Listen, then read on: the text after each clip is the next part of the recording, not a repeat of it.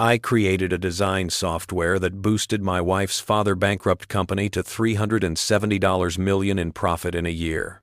But suddenly, on his son's 16th birthday, my wife's dad gifted him the entire business. When I confronted him, he laughed at me and handed me $100, saying, "This is your actual value." I quietly left. But the next morning, when they arrived at work, I still have the $100 bill. It sits in my wallet, tucked behind my driver's license, crisp and undamaged despite everything that's happened since. Sometimes, late at night, when the house is quiet and the weight of the past year presses down on my chest like a physical thing, I take it out and hold it up to the light.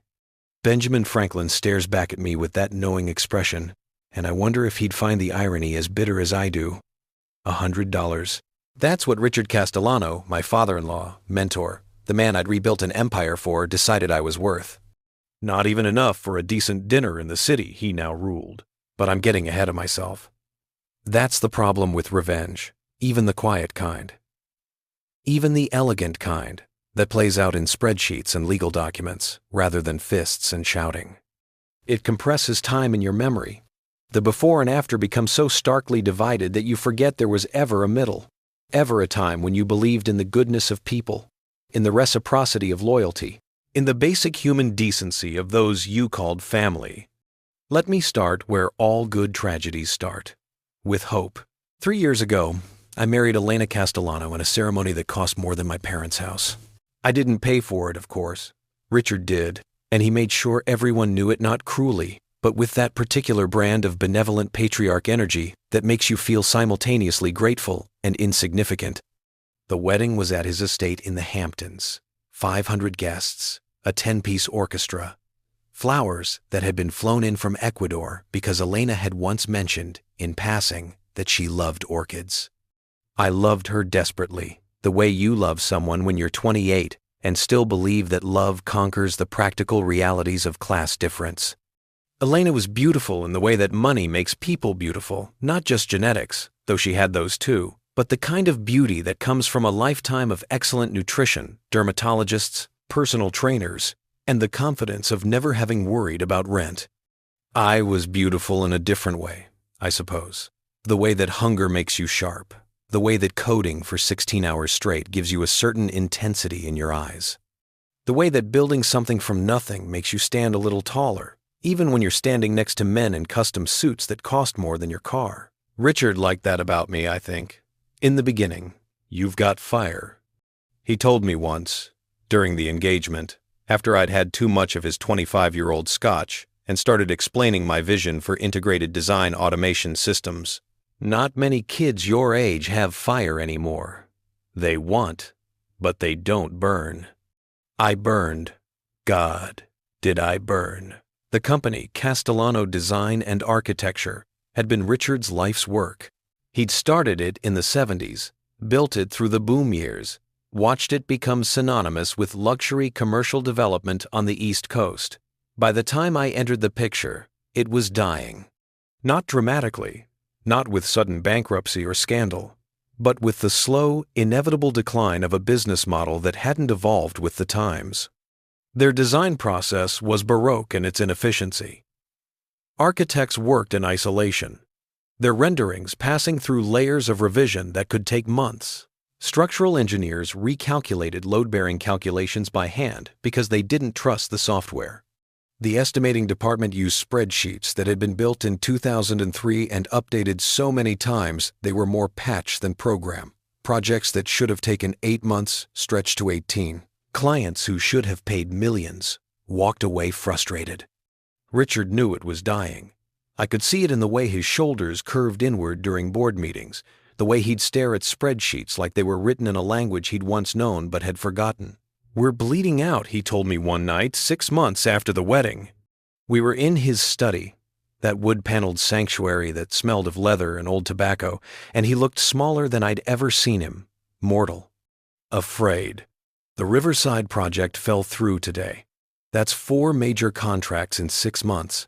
At this rate, we'll be shutting doors by Christmas. Elena had been crying when I came home that night. Not delicate tears, but the kind of sobbing that comes from watching your entire world crumble. Her brother Marcus was 16, still in private school, still planning on Yale. Her mother, Margaret's entire identity was wrapped up in charity galas and country club memberships. And Elena herself, she'd never worked, never needed to, but she'd also never imagined a life where the Castellano name didn't mean something. "I can fix it," I said. I don't know where the confidence came from. Maybe from the same place that had gotten me through MIT on scholarships while working 2 jobs. Maybe from the same place that had taught me to code when I was 12 because my parents couldn't afford a computer, so I'd use the ones at the library, staying until closing, writing programs on paper when I couldn't get screen time. Maybe from the same place that had made me fall in love with a woman so far above my station that our marriage had caused her grandmother to actually clutch her pearls. "I can fix it," I said again. And this time, Elena looked at me like I was her salvation. I designed the software in 4 months. It was the most beautiful thing I'd ever created, and I've created a lot of beautiful things. An integrated design platform that connected architects, engineers, estimators, and project managers in real time. Automated rendering engines that could generate 3-dimensional models from 2-dimensional plans in minutes instead of days. Structural analysis tools that ran complex calculations in seconds. A bidding system that interfaced directly with supplier databases, updating material costs automatically. I called it Prometheus. Not very subtle, I know. But I was young, and I was giving fire to people who'd lost their way in the dark, and the irony of the name, the punishment that came after the gift, hadn't occurred to me yet. It worked like magic. Like actual magic. The first project we tested it on was a commercial complex in Boston. It had been estimated at 18 months and $47 million. With Prometheus, we delivered it in 9 months at $41 million. And the quality was better. The client was ecstatic. They gave us 3 more projects immediately. Word spread the way word spreads in industries built on relationships and reputation. Castellano Design and Architecture had figured something out. They had an edge. They were fast, they were efficient, they were accurate. Richard started taking meetings again with the confidence of a man who'd been given a second life. Within a year, the company went from bleeding to thriving. Within 18 months, we'd tripled our client base. Projects that had languished for years suddenly moved forward. New clients appeared, drawn by the legend of what we could do. I trained the staff personally, worked 70, 80-hour weeks, making sure everyone understood not just how to use Prometheus, but why it worked, how to maximize its potential. I became the indispensable man, the one everyone called when something went wrong, when a project hit a snag, when a client needed to be impressed. Richard promoted me to Chief Technology Officer, gave me an office 3 doors down from his, started calling me son in a way that felt more genuine than when my actual father said it. My father, who'd told me that marrying into the Castellano family was above my raising and hadn't spoken to me since the wedding. "You saved us," Richard said one night, the 2 of us alone after a board meeting where we'd announced record profits. "You saved my family, my legacy, everything I built. I won't forget that." I believed him. That's the thing about betrayal. It only works if you believe first. The numbers kept climbing. By the end of the 2nd year, we'd gone from a company on the verge of bankruptcy to a company worth $200 million. By the middle of the 3rd year this year, the year everything fell apart, we were approaching $370 million in valuation. Investment firms were calling. Acquisition offers were coming in. Richard was being profiled in business magazines, hailed as a visionary who'd revolutionized commercial design. In the articles, I was mentioned in passing. Castellano's son-in-law, a programmer, sometimes not mentioned at all. I told myself it didn't matter. I told myself that I'd done it for Elena, for family, for love. I told myself that recognition wasn't the point, that the work itself was the reward, that seeing something I'd built with my own hands save the people I cared about was enough. I told myself a lot of things. Marcus's 16th birthday party was scheduled for a Saturday in September. The weather was perfect, that crystalline autumn clarity that makes the world look photoshopped, everything sharp-edged and impossibly vivid. Richard had rented out the country club, the same one where I'd been a guest at my own wedding, where I'd learned to smile politely when old men asked what I did, and looked disappointed when I said software development. 300 people attended. There was a band, a DJ for later, an ice sculpture of a Lamborghini because Marcus was obsessed with cars. The cake was 4 tiers. The presents filled an entire room. I was standing near the bar, nursing a whiskey and watching Elena laugh with her cousins when Richard found me. He had that particular energy he got when he was about to make an announcement that barely contained excitement that made him seem 20 years younger. "Come with me," he said. "I want you there for this." I followed him to the main ballroom, where someone had set up a microphone and a small stage. The crowd quieted as Richard stepped up, and I stood off to the side, smiling, expecting a typical birthday speech, something about Marcus growing up, becoming a man, the future of the Castellano family. "Today, my son turns 16, Richard began, and the crowd applauded. And 16 is a special age. Not quite a man, but not a boy anymore. It's the age where we start thinking about the future, about legacy, about what we're going to build with our lives." Marcus was called up to the stage, grinning, probably expecting car keys or a trip or a watch. "Marcus, you've grown up watching me build Castellano design and architecture," Richard continued. "You've seen the struggles, the victories, the evolution of this company from something your grandfather started to something that now shapes the skyline of major cities. And I want you to know that all of it has been for you." He paused, and I felt something cold settle in my stomach. "So today, on your 16th birthday, I'm giving you the company." The crowd gasped. Elena's hand flew to her mouth. Margaret started crying. Marcus looked stunned. "Dad, I don't understand." "The paperwork is already done," Richard said, and his voice was thick with emotion. "Effective immediately, you are the majority owner of Castellano Design and Architecture. I'll stay on as CEO for now, guide you, teach you, everything I know. But this company, this legacy, this empire, it's yours, son. It's always been meant for you." The applause was deafening. I stood there, frozen, while the crowd surged forward to congratulate Marcus, to shake Richard's hand, to toast to the future of the Castellano dynasty.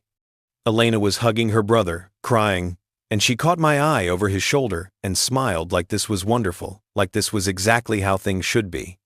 I waited until the initial chaos died down, waited until Richard was alone for a moment, accepting a fresh drink from a waiter. Then I approached him, keeping my voice calm, professional. "Richard, can we talk?" He turned, and his smile was genuine, warm. "Of course. Quite a surprise, wasn't it? I wanted to tell you beforehand, but I thought the spontaneity would make it more special." "I need to understand something," I said. My voice sounded strange to my own ears, distant.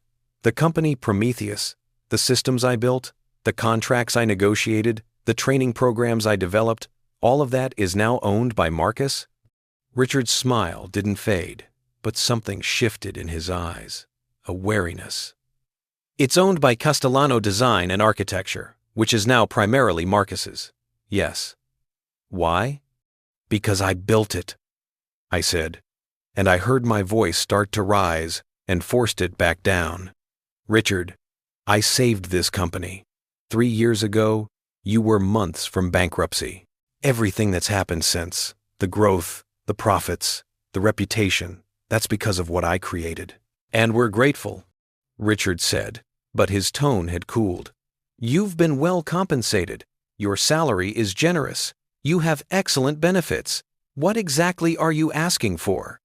"I'm asking for recognition," I said. "I'm asking for a stake in what I built. Partnership. Equity. Something that reflects my contribution." Richard looked at me for a long moment, and I saw something in his face I'd never seen before. Not just dismissal, but contempt. The kind of contempt that's been there all along, hidden behind affection and gratitude and that word son that I'd been fool enough to believe. "You married my daughter," he said quietly. "You live in a house I bought. You drive a car I helped you finance. You attend parties like this, meet people like this, because of me. And you think that because you wrote some software, you deserve to own part of my family's legacy?" Each word was a knife, precise and deliberate. "I didn't just write some software," I said, and I could hear the desperation creeping into my voice. "Richard, without me, there is no company. You said it yourself. I saved you. And I thanked you," he said. "I gave you a job, a salary, access to a life you'd never have had otherwise. What more do you want?" "I want what's fair." He laughed, actually laughed. Then he reached into his pocket, pulled out his wallet, and extracted $100 bill. He held it out to me, and when I didn't take it, he tucked it into my jacket pocket. "This is your actual value," he said. "A hired hand, a useful tool. But don't confuse usefulness with indispensability. There are 1,000 programmers who could have done what you did. The only reason you're here at all is because you married my daughter." The crowd was watching now. Not obviously, but I could feel the weight of their attention, the way conversations had quieted, the way heads were turned just slightly in our direction. "Richard, we're done here," he said. "Enjoy the party. Try the shrimp. They're excellent." He walked away, and I stood there, feeling the $100 bill in my pocket like a brand, like a mark of ownership, like proof of exactly how little I'd ever mattered. I didn't make a scene, didn't shout, didn't argue, didn't fight. I found Elena, kissed her cheek, told her I wasn't feeling well. She was too caught up in the celebration to really notice, just squeezed my hand and told me to feel better. I drove home in silence, sat in our living room, the living room in the house Richard had bought, and stared at the walls until the sun set and the room grew dark around me. And then I started planning. Because Richard had made one crucial mistake. In his arrogance, in his certainty that I was just a tool to be used and discarded, he'd forgotten something important. I didn't just build Prometheus. I built it with keys. And I was the only one who had them all. The thing about building something powerful is that you have to understand destruction first. I learned that at MIT in a structural engineering course I took as an elective because Elena had mentioned once that she found architecture romantic.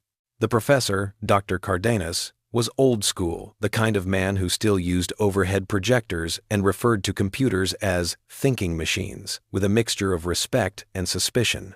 But he understood buildings in a way that transcended the digital, understood them as living systems of tension and support. Every structure, he told us, has critical points: load-bearing walls, foundation anchors, stress distributors. Remove the right one, and the whole thing comes down. But here's what separates an engineer from a vandal. An engineer knows exactly which point to remove, exactly how much force to apply, and exactly what the collapse will look like before it happens. I thought about that lecture a lot in the days after Marcus's birthday party. Sat in my home office, the one room in the house that still felt like mine, filled with monitors and servers and the quiet hum of machines that didn't judge and thought about critical points, about load-bearing structures, about the difference between vandalism and precision. Prometheus wasn't just software. That's what Richard had never understood, what none of them had understood. It wasn't a tool you could hand to someone else and expect the same results. It was an ecosystem, an interconnected web of systems and subsystems, each one dependent on the others, each one calibrated to specific parameters that I'd spent months refining. And I'd built it with 3 kinds of keys. The first kind was obvious, the kind any competent software developer would include: administrative access, user permissions, security protocols. Richard's IT department managed these, and they were good at their jobs. Not great, but good enough that they'd probably catch any obvious attempt to lock people out or corrupt data. The second kind was less obvious: proprietary algorithms buried deep in the code, optimization routines that made Prometheus fast and accurate in ways that competitors couldn't replicate. These were protected by obfuscation, by complexity, by the simple fact that the codebase was now so large, over 2 million lines, that no one except me understood how all the pieces fit together. But the third kind was invisible. Dependencies. Prometheus ran on a series of external services and databases that I'd set up in the early days, when Richard's IT infrastructure was still a joke and I'd needed to move fast. Cloud servers for rendering. API endpoints for real-time collaboration. Third-party services for material pricing, structural calculations, environmental impact assessments. The entire system was distributed across 17 different platforms, some commercial, some open source, some custom-built. And every single one of those connections ran through authentication systems that I controlled. Not the company. Me. I'd used my personal accounts to set them up. Had paid for some of them with my own credit card in the beginning, before Richard understood what I was building. The credentials, the API keys, the security certificates, they were all tied to email addresses and accounts that only I had access to. It had been expedience at the time, not planning. Move fast and break things. Isn't that what they say? Get it working first. Clean it up later. Except I'd never cleaned it up, and Richard's IT department had been so grateful to have working systems that they'd never questioned the architecture underneath. I spent 3 days mapping everything out. Not on the company network, I wasn't stupid, but on a laptop that had never connected to Castellano systems, using a VPN that routed through 3 different countries. I documented every dependency, every authentication point, every critical service that Prometheus relied on. Then I started testing. Not destructively. Not yet. Just gentle probes, seeing what happened when certain services experienced brief outages. 5 minutes of downtime on the rendering servers. An hour of restricted access to the material pricing database. Small hiccups, the kind that happen naturally in any complex system that IT would write off as normal fluctuations. The results were illuminating. Without the rendering servers, architects couldn't generate the 3D models that clients expected. Projects slowed. Without the material pricing database, estimators had to call suppliers manually, adding days to the bidding process. Without the real-time collaboration tools, the entire workflow fragmented back into the siloed, inefficient mess it had been before I arrived. Each piece seemed small, but together, they were everything. I could bring the whole thing down. Not dramatically, not with a single catastrophic failure that would scream sabotage, but slowly, systematically, death by 1,000 cuts.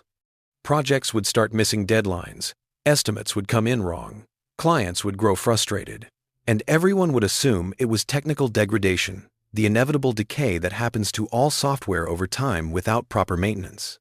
Without me, the thought should have brought satisfaction, should have felt like justice, like the elegant revenge that Richard deserved, but instead, I felt hollow, sick.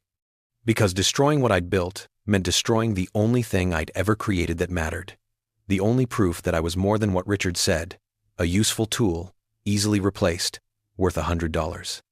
Elena found me in my office on the 4th night, 3 a.m, surrounded by screens covered in code and architecture diagrams.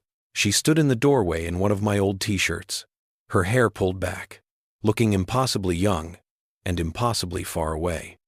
"You haven't been sleeping," she said. "Been busy." "With what?" I gestured at the screens. "Work stuff. System maintenance." She drifted closer, perched on the edge of my desk. We'd been married 3 years, but sometimes I still couldn't believe I got to touch her, got to wake up next to her, got to call someone like her my wife. Old habits from my old life, from the world where people like me didn't end up with people like her. "Dad told me you two had words," she said carefully, "at Marcus's party." "Did he tell you what he said?" "He said you were upset about the company transfer, that you felt like you should have been consulted." I laughed, and it came out bitter. "Consulted? Is that what he called it?" "He said you'd understand eventually, that it's a family matter, and Marcus is the heir, and that's just how these things work in families like ours." She paused. "Like mine." The correction was small, but significant. Families like hers, not like ours, because I wasn't really family, was I? Not in the way that mattered. Not in the way that got you companies worth hundreds of millions. "Elena, I saved that company. You know that, right? 3 years ago, your father was 6 months from bankruptcy. Prometheus. Everything I built, that's the only reason Castellano Design exists right now. I know, she said, and she sounded tired. And we're all grateful. Dad's grateful. He talks about you all the time, about how brilliant you are, how lucky we were that you came into our lives. He gave Marcus the company. He gave Marcus the family business. That's different. How? Because Marcus is his son, she said, and there was an edge to her voice now, a defensiveness I recognized. Because that's how legacy works. My father built that company from nothing, and he gets to decide what happens to it. He built it from nothing, I repeated, and I rebuilt it from bankruptcy. But apparently, that doesn't count. Elena stood up, wrapped her arms around herself. What do you want, exactly? You have a job, a good job. You're CTO of a major company. You make excellent money. We have this house. We have a good life. What more are you asking for? And there it was. The same question Richard had asked, phrased more gently but with the same underlying assumption. That I should be grateful for what I'd been given. That wanting more was greedy, presumptuous, proof that I didn't understand my place. I want recognition, I said quietly. I want equity. I want a stake in what I built. You didn't build it alone. My father. Your father was 6 months from closing the doors when I started. Elena, you know this. You were there. You saw what it was like. And you fixed it. And we're grateful. But that doesn't mean you own it. The word hung between us. Own. As if ownership was something granted from above. Not earned through work, through sacrifice. Through the kind of 70-hour weeks that had left me exhausted and wired and convinced I was building something that mattered. He gave me $100, I said. Elena blinked. What? At the party. When I asked about equity, about partnership, about anything that reflected what I'd contributed, he pulled out his wallet and gave me $100 bill and told me that was my actual value. Her face went pale. He didn't. He did. In front of half the party. That's not what he told me. He said you two had a disagreement, that you were emotional, that he'd talk to you when things cooled down. I pulled the $100 bill from my wallet, the one I'd been carrying like evidence, like a reminder of exactly what I was worth to the Castellano family, held it up between us. She stared at it, then at me, and I watched something shift in her face, some calculation happening behind her eyes. Trying to reconcile the man she loved with the man her father had described. Trying to figure out who was telling the truth, who was being reasonable, who was the villain in this story. Maybe you misunderstood, she said finally. Maybe it was a joke that came out wrong. Dad has a strange sense of humor sometimes. Elena, or maybe you were being demanding and he reacted badly. He's been under a lot of stress with the company transition. Are you serious right now? I'm trying to understand. Her voice rose, cracking. I'm trying to understand why you're sitting in here at 3 a.m, obsessing over code, looking at me like I'm the enemy. I'm trying to understand why you can't just be happy that my family is successful, that Marcus has a future, that we're all doing well.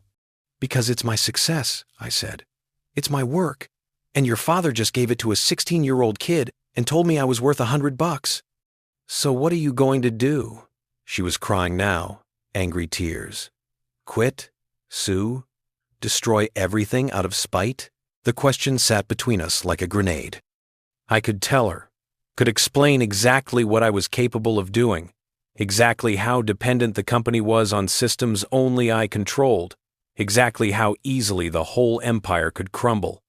Could make her understand that this wasn't spite, it was justice.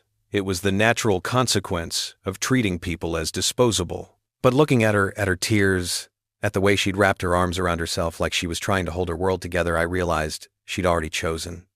Maybe not consciously, maybe not completely, but the choice was there in the way she'd asked what he told me, instead of believing what I'd said.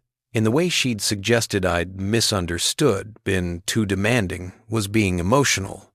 In the way she'd said, families like mine, instead of families like ours. I'm not going to do anything, I said, and I was surprised by how calm my voice sounded. I'm just going to work, that's all. Just work.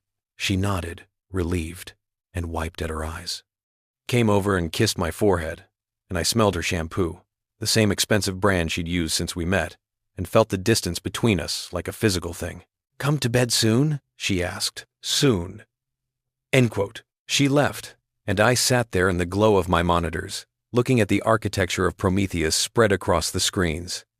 All those interconnected systems, all those dependencies, all those single points of failure that only I knew about.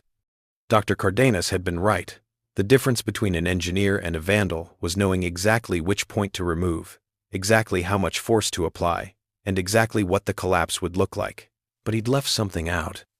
The difference between an engineer and an artist was knowing how to make the collapse look like an accident. I spent the next week at the office acting completely normal. Attended meetings, reviewed code, helped troubleshoot a rendering issue on the Philadelphia project, smiled at Richard in the hallways, had lunch with Marcus, who wanted advice on running the company, and talked about his vision for expansion with the earnest enthusiasm of someone who'd never actually built anything. "I want to take us international," he said over sushi that he'd ordered to the executive dining room. "London, Dubai, Singapore. Really make Castellano a global brand." "That's ambitious," I said. "Dad thinks I should wait, learn the domestic business first, but I think we need to be bold, strike while we're hot." I nodded, took notes, offered suggestions, played the role of loyal advisor, helpful CTO, grateful son-in-law. And the whole time, I was thinking about dependencies, about critical points, about the architecture of destruction. The beautiful thing about complex systems is that they fail in complex ways. When something goes wrong, there are always multiple possible causes, multiple places to look, multiple experts who can offer theories. The more sophisticated the system, the harder it is to determine exactly what broke and why. And Prometheus was very, very sophisticated. I started with something small, a configuration change to one of the rendering servers, subtle enough that it wouldn't cause immediate failure but would slow processing times by about 15%. Not enough to stop work, just enough to be annoying. The kind of degradation that happens naturally as systems age, as load increases, as optimization routines become less effective. IT noticed and compensated, allocated more resources, and things returned to normal. Then I introduced a small bug into the material pricing API, not in my code, but in how it interfaced with the supplier databases. Prices would sometimes lag by a few hours, forcing estimators to double-check manually. Again, annoying, but not catastrophic. The kind of thing that happens with third-party services. IT logged tickets, reached out to the supposed vendor, got back messages saying they were looking into it. The messages came from me, of course, from email addresses I'd set up years ago when I was building these systems, when I was the vendor. Each small failure created more work, more manual processes, more time spent on tasks that Prometheus was supposed to automate. Projects started taking slightly longer. Estimates became less reliable. Clients began asking questions. And through it all, I was the helpful CTO, working late to troubleshoot, offering theories, implementing fixes that worked temporarily before the next small failure emerged. "It's like playing whack-a-mole," the head of IT complained during a meeting. "We fix one thing, another pops up. It's like the system is degrading." "All software degrades over time," I said reasonably, "especially systems this complex. We might need to consider a major overhaul, refactor some of the core architecture." Richard looked concerned. "How long would that take?" "Months," I said. "Maybe a year. We'd need to carefully migrate everything, retrain staff, test extensively." "We don't have a year," Marcus said. He'd started attending executive meetings, sitting at Richard's right hand, trying to project authority. "We have the Singapore pitch in 3 months. We need the systems working perfectly. Then we'll keep patching," I said. "Keep things running as best we can." "Can't we just hire more programmers?" Marcus asked. "Like a whole team to fix this?" I smiled. "Of course, but they'd need to understand the codebase first. I'd estimate 6 months just for onboarding, learning the systems, understanding how everything interconnects." "So we're dependent on you," Richard said, and there was something in his voice I couldn't quite read. "You're dependent on Prometheus," I corrected. "I'm just the person who knows it best." The meeting ended, and I went back to my office and made another small change. Reduced the timeout threshold on one of the collaboration servers by 30 seconds. A tiny adjustment, invisible to users, but one that would cause intermittent connection failures during peak usage hours. Death by 1,000 cuts. The beautiful thing about revenge, the thing that makes it elegant instead of crude, is patience. The willingness to wait, to let each small action compound, to build towards something inevitable. I was patient. I had time, and I had all the keys. 3 weeks after Marcus's birthday party, Castellano Design and Architecture lost its first major client since I'd implemented Prometheus. The Riverside Tower project, a 40-story mixed-use development in downtown Boston that represented 18 months of work and a projected $89 million in fees. They'd been patient through the first delays, understanding when the revised renderings came in 2 weeks late instead of the usual 48 hours. They'd even absorbed the cost overruns when our estimates came in 15% below actual material prices, forcing a budget revision that made them look incompetent to their investors. But when we missed the final planning commission deadline because the structural engineering calculations failed to process overnight a critical submission that couldn't be late, that had been scheduled months in advance, their patience ran out. Richard took the call in his office with the door closed, but the entire executive floor could hear him shouting, not words, just the tone, that particular frequency of rage mixed with desperation that comes from watching something valuable slip away. I was in my office 3 doors down, ostensibly debugging the calculation failure when he stormed in without knocking. What the hell happened? I looked up from my screens, careful to arrange my face into appropriate concern. The engineering servers crashed around 2 a.m. By the time the automated systems tried to restart them, we'd missed the processing window. Why did they crash? I'm still investigating. Could be a memory leak. Could be a corrupted data set. Could be infrastructure issues with the cloud provider. I gestured at my monitors, covered in logs and error messages that looked damning, but were actually just the normal noise of complex systems. It's hard to say definitively. Hard to say? Richard's face was red, a vein pulsing in his temple. We just lost an $89 million contract because of a crash, and you're telling me it's hard to say why? Complex systems fail in complex ways, I said, echoing what I'd told him a dozen times over the past weeks. Prometheus processes millions of calculations across dozens of interconnected services. Any one of them could be the root cause. Then fix it. I'm trying. But Richard, this is what I've been warning about. The system is under strain. We've scaled up so fast, taken on so many projects, that we're pushing the architecture beyond what it was designed to handle. You designed it to handle this. I designed it to handle the company as it existed 3 years ago, I said calmly. We've tripled in size since then. We need a major infrastructure overhaul, proper load balancing, redundant systems, professional DevOps support. I've been saying this for weeks. He stared at me, and I could see the calculation happening behind his eyes, weighing the cost of the overhaul against the cost of continued failures, trying to figure out if I was incompetent, if I'd built something fundamentally flawed, or if this was just the inevitable growing pain of success. How much? He asked finally. For a proper overhaul? 5 million, maybe 6, plus another 2 million annually for maintenance and support staff. His jaw tightened. That's insane. That's what enterprise-level infrastructure costs. We've been running on a startup budget with Fortune 500 expectations. I paused. Let the words sink in. You could also bring in an outside consulting firm to assess the situation, get a second opinion. I knew he wouldn't. Bringing in outsiders meant admitting there was a problem, meant exposing the company's technical infrastructure to scrutiny, meant risk. Richard had built his empire on control, on keeping everything in-house, on trusting family and loyal employees. Just fix it, he said. Do whatever you need to do, but we can't lose another client. He left, and I sat there in the silence of my office, feeling nothing. Not satisfaction, not guilt, not even the bitter pleasure of watching him squirm. Just a kind of hollow determination, the same feeling I'd had during finals week at MIT when I'd been running on coffee and spite. When failure wasn't an option because failure meant losing my scholarship, meant losing everything. The difference was that back then, I'd been fighting to build something. Now I was fighting to destroy it. The memory leak I'd mentioned was real. I'd introduced it myself, a small inefficiency in how the engineering servers handled memory allocation. Not enough to cause immediate problems, but enough that after 16 hours of continuous processing, the servers would run out of resources and crash. And they always processed overnight, when the most complex calculations ran, when IT wasn't actively monitoring. It was elegant, really.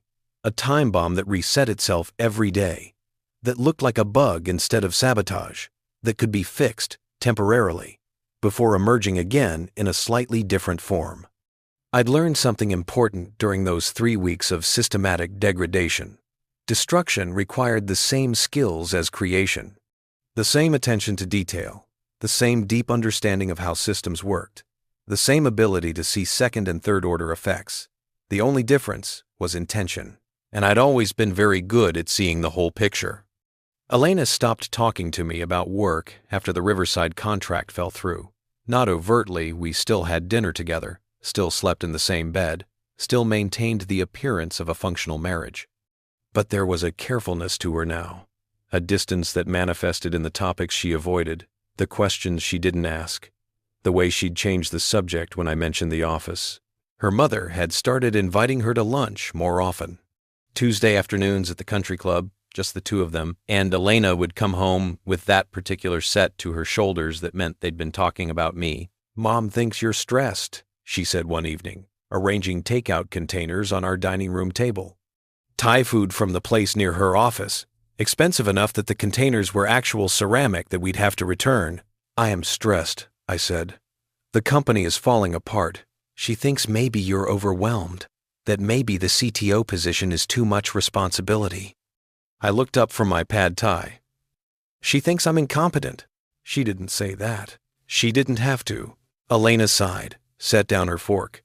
"Everyone's worried, okay? Dad's worried, Mom's worried, even Marcus is worried.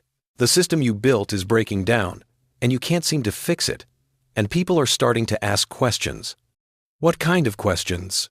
"Like whether maybe it's not as robust as everyone thought. Like whether maybe we got lucky for a couple years and now we're seeing the real limitations. Like whether—" She stopped, bit her lip. "Whether what?" "Like whether you actually knew what you were doing, or if you just stumbled onto something that worked temporarily." There it was, the question I'd been waiting for, the doubt that I'd been carefully cultivating. Because that was the genius of good revenge. You didn't have to convince people you were sabotaging them. You just had to make them doubt you'd ever been competent in the first place. "Is that what you think?" I asked. "I don't know what to think," she said, and she sounded tired. "I know you're brilliant. I've always known that. But I also know that you've been different since Marcus's party. Distant, obsessed, working all hours but nothing's getting better. Because the problems are complex. Or because you're hurt and angry, and maybe not trying as hard as you could be." The accusation hung between us, sharp and ugly. She'd said it, finally vocalized what her family had been whispering, what they'd been too polite or too afraid to say directly. "You think I'm sabotaging my own work?" "I think you're human," she said.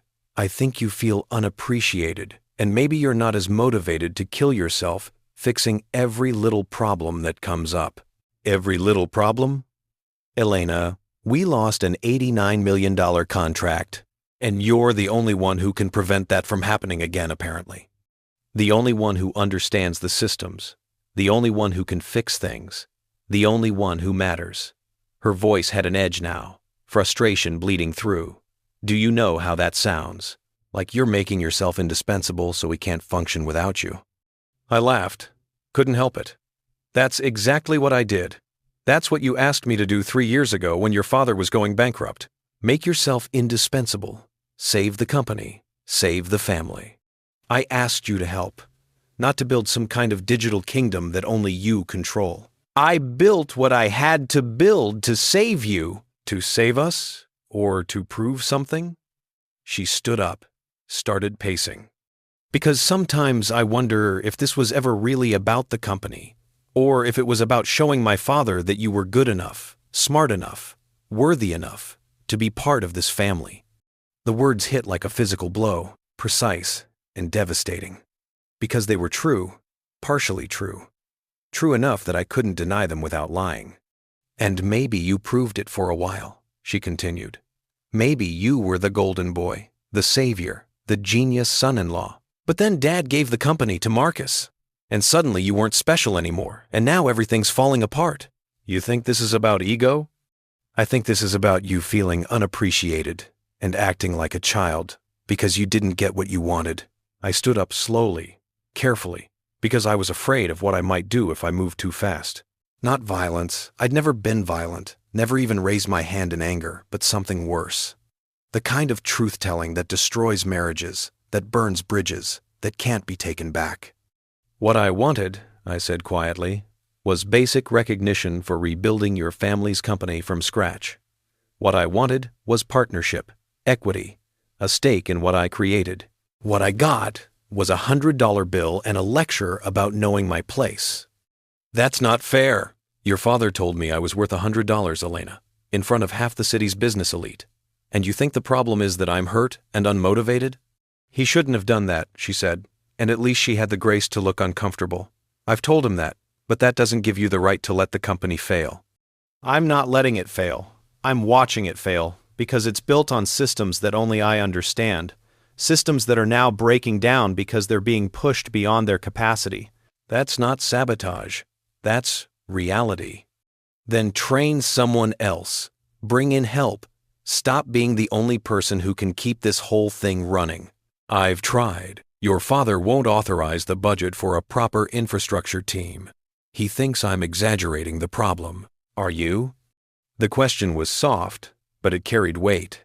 She was asking me directly, wife to husband, looking in my eyes like she could see the truth if she just looked hard enough. I could tell her, could confess everything, explain the dependencies and the authentication systems and the slow, systematic degradation I'd been orchestrating, could make her understand that this wasn't pettiness or incompetence, but justice, the natural consequence of treating people as disposable. But looking at her face, at the doubt there, at the way she'd already started pulling away from me, already started believing her family's version of events, I realized it wouldn't matter. She'd made her choice the night she'd suggested I'd misunderstood her father's insult. Had made it every time she'd asked me to just be grateful, to just accept my place, to just stop making things difficult. No, I said. I'm not exaggerating. The system is breaking down because it was never designed to scale this far, this fast. And unless your father authorizes a major overhaul, it's going to keep getting worse. She studied me for a long moment, then nodded slowly. I believe you. But she didn't. I could see it in her eyes, in the way she'd already turned partially away from me, in the set of her shoulders that meant she was protecting herself from disappointment. I should get back to work, I said. It's almost 9. There's a lot to fix.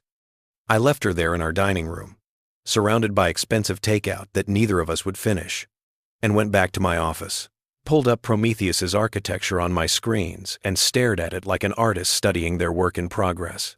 The next degradation was already planned. A modification to the API that handled client data synchronization. Nothing that would corrupt data or lose information, just a subtle change that would cause sync conflicts during multi-user sessions. Architects and engineers would find themselves working on slightly different versions of the same files, creating discrepancies that would need to be manually reconciled. Another cut. Another small wound that would bleed efficiency, bleed confidence, bleed the reputation that Richard had spent 3 years rebuilding. My phone buzzed. A text from Marcus. Can we talk? Got some ideas about the tech problems.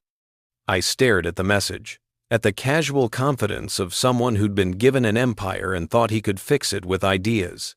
16 years old, never built anything, never struggled for anything. And he had ideas about problems he didn't even understand. I typed back, sure. Tomorrow afternoon? Perfect. I think I might have a solution. I almost laughed. A solution. As if solutions were simple things, easily found, like answers in the back of a textbook. As if the problems were accidents instead of architecture, bugs instead of design. But I said, looking forward to it. Because that was the other thing about revenge. About the elegant kind that played out slowly. You had to maintain appearances. Had to smile and nod and pretend that everything was normal while the foundation crumbled beneath everyone's feet. The office was quiet at 9:30. Most people had gone home, back to families and lives that didn't revolve around code and systems and the careful dismantling of digital empires. I could hear the cleaning crew down the hall, the soft hum of vacuums, and the occasional laugh of people who had simple jobs with simple problems. I pulled up the API documentation, started writing the modification that would cause the synchronization conflicts. The code was elegant, efficient, nearly identical to the original, except for a few key lines that changed how version conflicts were resolved, or rather, how they weren't resolved. My fingers moved across the keyboard with the muscle memory of 1,000 late nights, 10,000 hours of practice, the accumulated expertise of someone who taught themselves to code because they couldn't afford not to be excellent. Somewhere in the building, Richard was probably still in his office too, staring at spreadsheets and client lists and trying to figure out how to prevent the next disaster. Somewhere in the city, Elena was probably on the phone with her mother, discussing her difficult husband who couldn't just be grateful, couldn't just accept his place, couldn't just make things work. And somewhere in the future, weeks or months from now, I couldn't say exactly when Castellano Design and Architecture was going to face a choice: either authorize the multi-million-dollar overhaul that I'd requested, giving me back the leverage I'd lost when Richard handed Marcus the company, or continue bleeding clients and reputation until the whole thing collapsed. Either way, I'd prove my value. Either way, they'd know exactly what I was worth, and it was a hell of a lot more than $100. I finished the modification, tested it in isolation, confirmed it would do exactly what I intended. Then I deployed it to the production servers, watching the update propagate across the system like a virus, invisible and patient, and waiting for the right conditions to activate. Tomorrow, when architects and engineers started their work, they wouldn't notice anything wrong immediately. The problems would emerge gradually. A discrepancy here, a conflict there, small enough to be annoying, but not alarming. Until they added up, until the pattern became clear, until everyone realized that Prometheus wasn't just degrading, it was dying, and there was only one person who could save it. I shut down my workstation, gathered my things, and headed for the parking garage. The building was nearly empty now. Just security guards and cleaning crews and the occasional light burning in an executive office where someone was working late, fighting fires, trying to hold together an empire that was slowly coming apart. The autumn air was cold when I stepped outside, sharp and clear in that way that makes everything feel more real, more vivid. I could see my breath, see the stars above the city lights, see the shape of my future stretching out ahead of me like a path through darkness. I'd been afraid, initially, that destroying what I'd built would hurt, that it would feel like killing a child, like burning down a house I'd constructed with my own hands. But it didn't hurt. It felt like mathematics, like engineering, like the precise application of force to critical structural points, exactly calibrated, exactly timed. It felt like justice. And I was just getting started. Marcus arrived at my office at 2 p.m. sharp, dressed in a suit that probably cost more than my first car. He'd started dressing like an executive since the company transfer, trading his prep school blazers for 3-piece Tom Ford numbers that made him look like he was playing dress-up in his father's closet. Which, in a way, he was. "Thanks for making time," he said, settling into the chair across from my desk with the casual confidence of someone who'd never had to ask for anything twice. "Of course, you said you had ideas about the technical problems." He pulled out an iPad, swiped through a few screens. "I've been doing research. Talked to some guys at school whose dads run tech companies. And I think I know what the issue is." I leaned back in my chair, forced my face into an expression of interested receptiveness. "I'm listening." "We're using too many different systems," he said, with the certainty of someone who'd just discovered gravity. "All these cloud services and APIs and third-party vendors, it's too complicated. We should consolidate everything into one platform. Microsoft has this enterprise suite, Azure, that can do everything Prometheus does, but it's all integrated, all supported by a major corporation." I nodded slowly. "That's an interesting thought, right? And the best part is, Microsoft has entire teams dedicated to support. If something breaks, We call them, they fix it. We wouldn't be dependent on any one person understanding the whole system. The implication hung between us, polite but unmistakable. We wouldn't be dependent on you. The migration would be complex, I said. We're talking about moving 2 million lines of custom code, 3 years of project data, proprietary algorithms that are specifically optimized for architectural design. Microsoft's tools are generic. They're built for general enterprise use, not specialized applications. But they work, right? I mean, huge companies use Azure. If it's good enough for them, it should be good enough for us. It was the logic of someone who'd never built anything, who thought software was interchangeable, who believed that complexity could be solved by throwing money at brand names. The logic of someone who'd been given a company without understanding what made it valuable. Azure is powerful, I said carefully. But Prometheus isn't just a collection of tools. It's an ecosystem designed specifically for how Castellano operates. The rendering engines are calibrated to your architect's workflow. The estimation algorithms incorporate historical data from hundreds of your projects. The collaboration tools are built around your project management methodology. You can't just swap that out for generic enterprise software. Why not? Because you'd lose everything that makes you competitive. The speed, the accuracy, the integration, all of that comes from custom optimization. Azure would give you maybe 60% of Prometheus's functionality, and that remaining 40% is what separates you from your competitors. Marcus frowned, swiped through his iPad again. The guys I talked to said migration usually takes like 6 months. We could have it done by summer. The guys you talked to, what kind of systems were they migrating? I don't know. Business stuff, email, databases, that kind of thing. Email and databases are standardized technologies. What we've built here is custom from the ground up. Migration would take 18 months minimum, probably 2 years. And it would cost anywhere from $15 to $20 million. His face fell. That much? At minimum.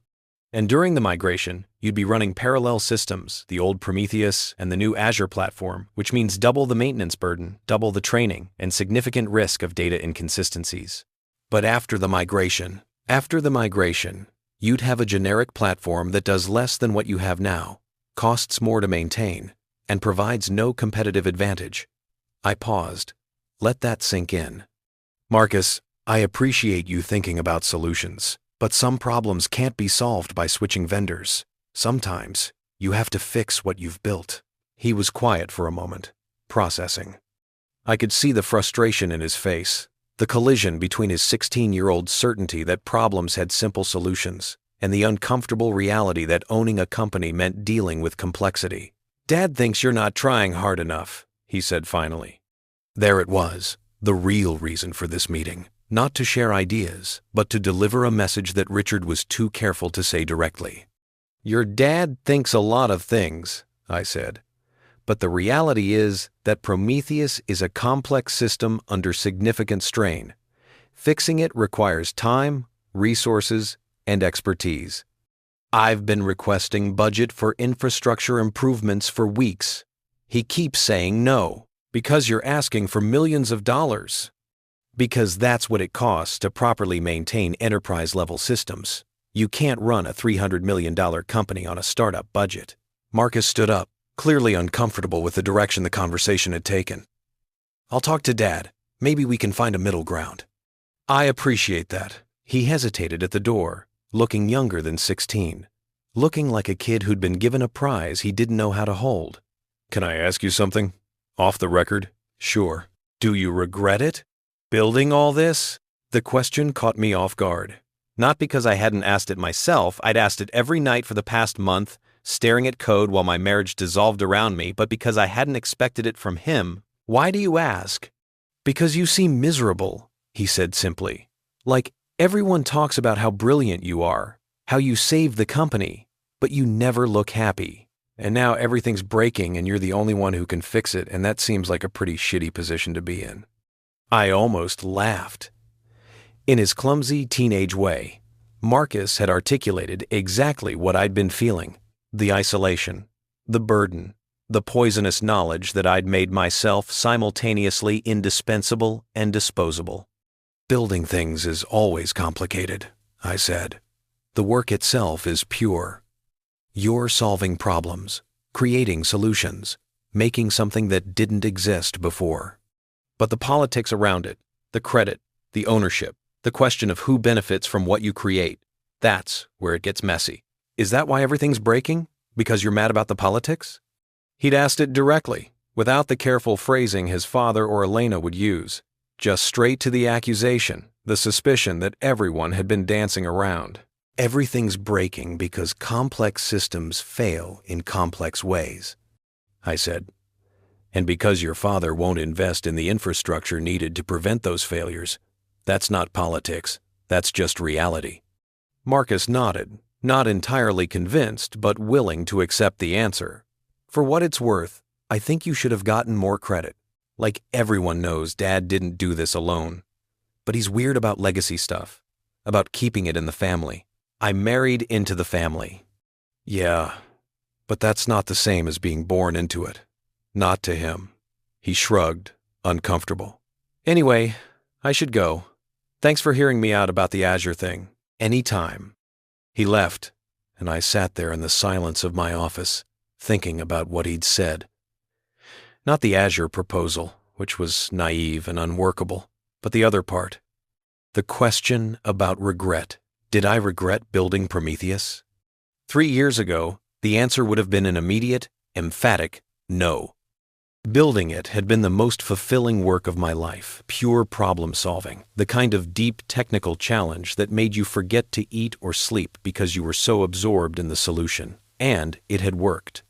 Had saved the company, saved Elena's family, proven that I was more than some scholarship kid who'd gotten lucky marrying up. But now I'd built something beautiful and watched other people claim it, had created value, and been told I was worth $100, had made myself indispensable and discovered that indispensability without ownership was just another form of servitude. My phone buzzed. An alert from the monitoring systems, the synchronization conflicts I'd introduced yesterday were starting to manifest. 3 different project teams reporting discrepancies, confusion.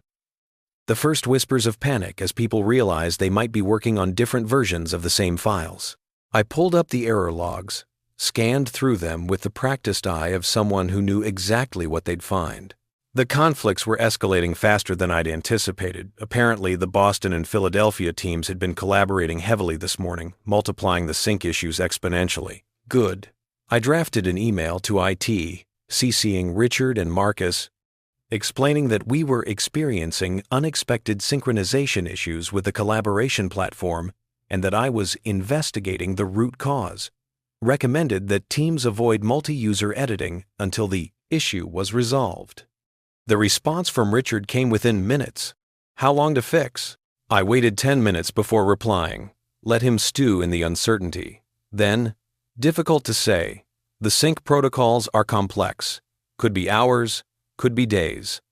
Recommend we schedule an emergency meeting tomorrow to discuss short-term workarounds and long-term infrastructure needs. Another minute passed. Then, fine, 8 a.m., conference room A.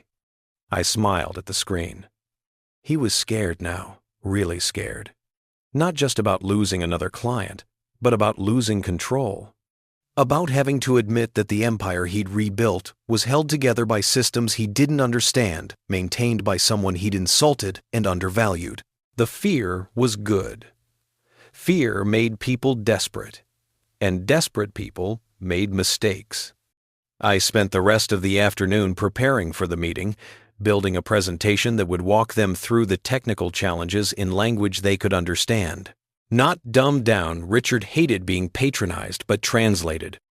Metaphors about buildings and infrastructure, about foundation problems and load-bearing walls, about the difference between cosmetic fixes and structural repairs. I was good at metaphors. Had learned to speak the language of non-technical executives during my MIT years, when I'd had to explain my research to potential investors, to grant committees, to professors who understood theory but not implementation. The presentation was a masterpiece of controlled information, It showed the problems clearly, the degradation, the failures, the risks, without revealing the underlying architecture that made me the single point of failure. It presented solutions that all required significant investment and my continued involvement. It framed the choice perfectly: either commit to fixing Prometheus properly or watch it continue to deteriorate. It didn't leave room for options like bring in outside consultants or replace the CTO, because those options would require time and transparency, and right now the company was bleeding too badly to afford either. Elena found me in my office at 7, after most of the staff had gone home. She leaned against the doorframe, arms crossed, studying me with an expression I couldn't quite read. "Marcus said you two talked." "We did. He had some ideas about Azure migration. He said you shot him down pretty definitively." I explained why it wouldn't work. "There's a difference." She came in, closed the door behind her. "Dad's really stressed. The Philadelphia team just reported that they lost half a day's work because of sync issues. The client is threatening to walk." "I know. I sent the alert." "Can you fix it?" "Eventually." That's not what I asked. I really looked at her, for the first time in days. She was wearing her work clothes, the sharp blazer and tailored pants that she wore to the foundation where she volunteered, planning charity events and fundraising galas.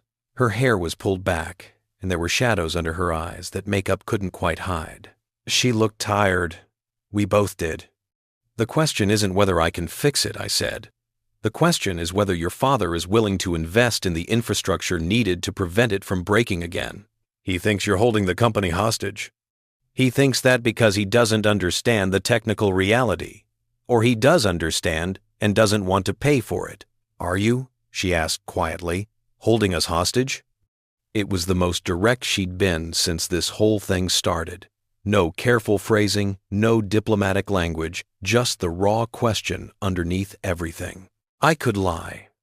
Could give her the answer she wanted to hear, the one that would smooth things over, that would let us go back to pretending our marriage wasn't fracturing along fault lines of loyalty and class and fundamental disagreement about what I deserved. But I was tired of lying, tired of smiling and nodding and playing the grateful son-in-law who was just so thankful to be included. "I'm doing my job," I said. "I'm maintaining systems that your father won't invest in properly. I'm fixing problems that are the natural consequence of scaling too fast without adequate infrastructure. If that feels like hostage-taking, maybe the problem isn't me. Maybe the problem is that you've finally realized how dependent you are on someone you took for granted." Her jaw tightened. "We didn't take you for granted. Your father gave me $100 and told me that was my value, and I told you that was wrong. I talked to him about it. He said he lost his temper, that you were being demanding. I asked for equity in what I built. That's not demanding. That's basic fairness. You married into this family knowing how it worked, knowing that Dad built this company, that it's his legacy, that he gets to decide what happens to it. I married you," I said. "I didn't marry the company. And I saved it anyway because I loved you and wanted your family to be okay. But apparently, saving someone's entire livelihood doesn't earn you a seat at the table. It earns you a $100 bill and lectures about gratitude." She flinched. "You can't keep throwing that in my face." "Why not? It's the truth. It's the moment when I realized exactly what I was to your family. A useful tool. A hired hand who should be grateful for the privilege of serving the Castellanos." "That's not fair." "None of this is fair, Elena. That's the point. I built something extraordinary, saved your family from bankruptcy, and got told I was worth $100. And now that the thing I built is breaking, suddenly everyone's very interested in what I think, what I need, how to keep me happy. But it's not because you value me. It's because you need me." She was quiet for a long moment, and I watched emotions play across her face: anger, hurt, frustration, something that might have been guilt. "What do you want?" she asked finally. "Really, not the technical stuff, not the budget requests. What do you want from us?" It was a fair question. Maybe the only fair question she'd asked in weeks. "I want recognition that I earned my place here.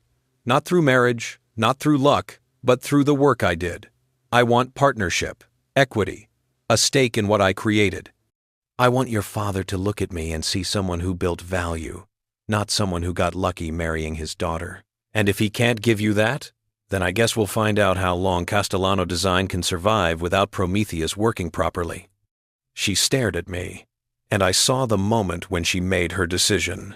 Not consciously, maybe, but I saw it happen, saw her pull back, protect herself, choose her family of origin over the family we'd tried to build together. I have to go, she said. Mom's expecting me for dinner. Of course she is. What's that supposed to mean? It means you've had dinner with your mother 4 times this week, and we haven't had a real conversation in a month. Maybe I don't like the conversations we have anymore, she said, and there was real pain in her voice.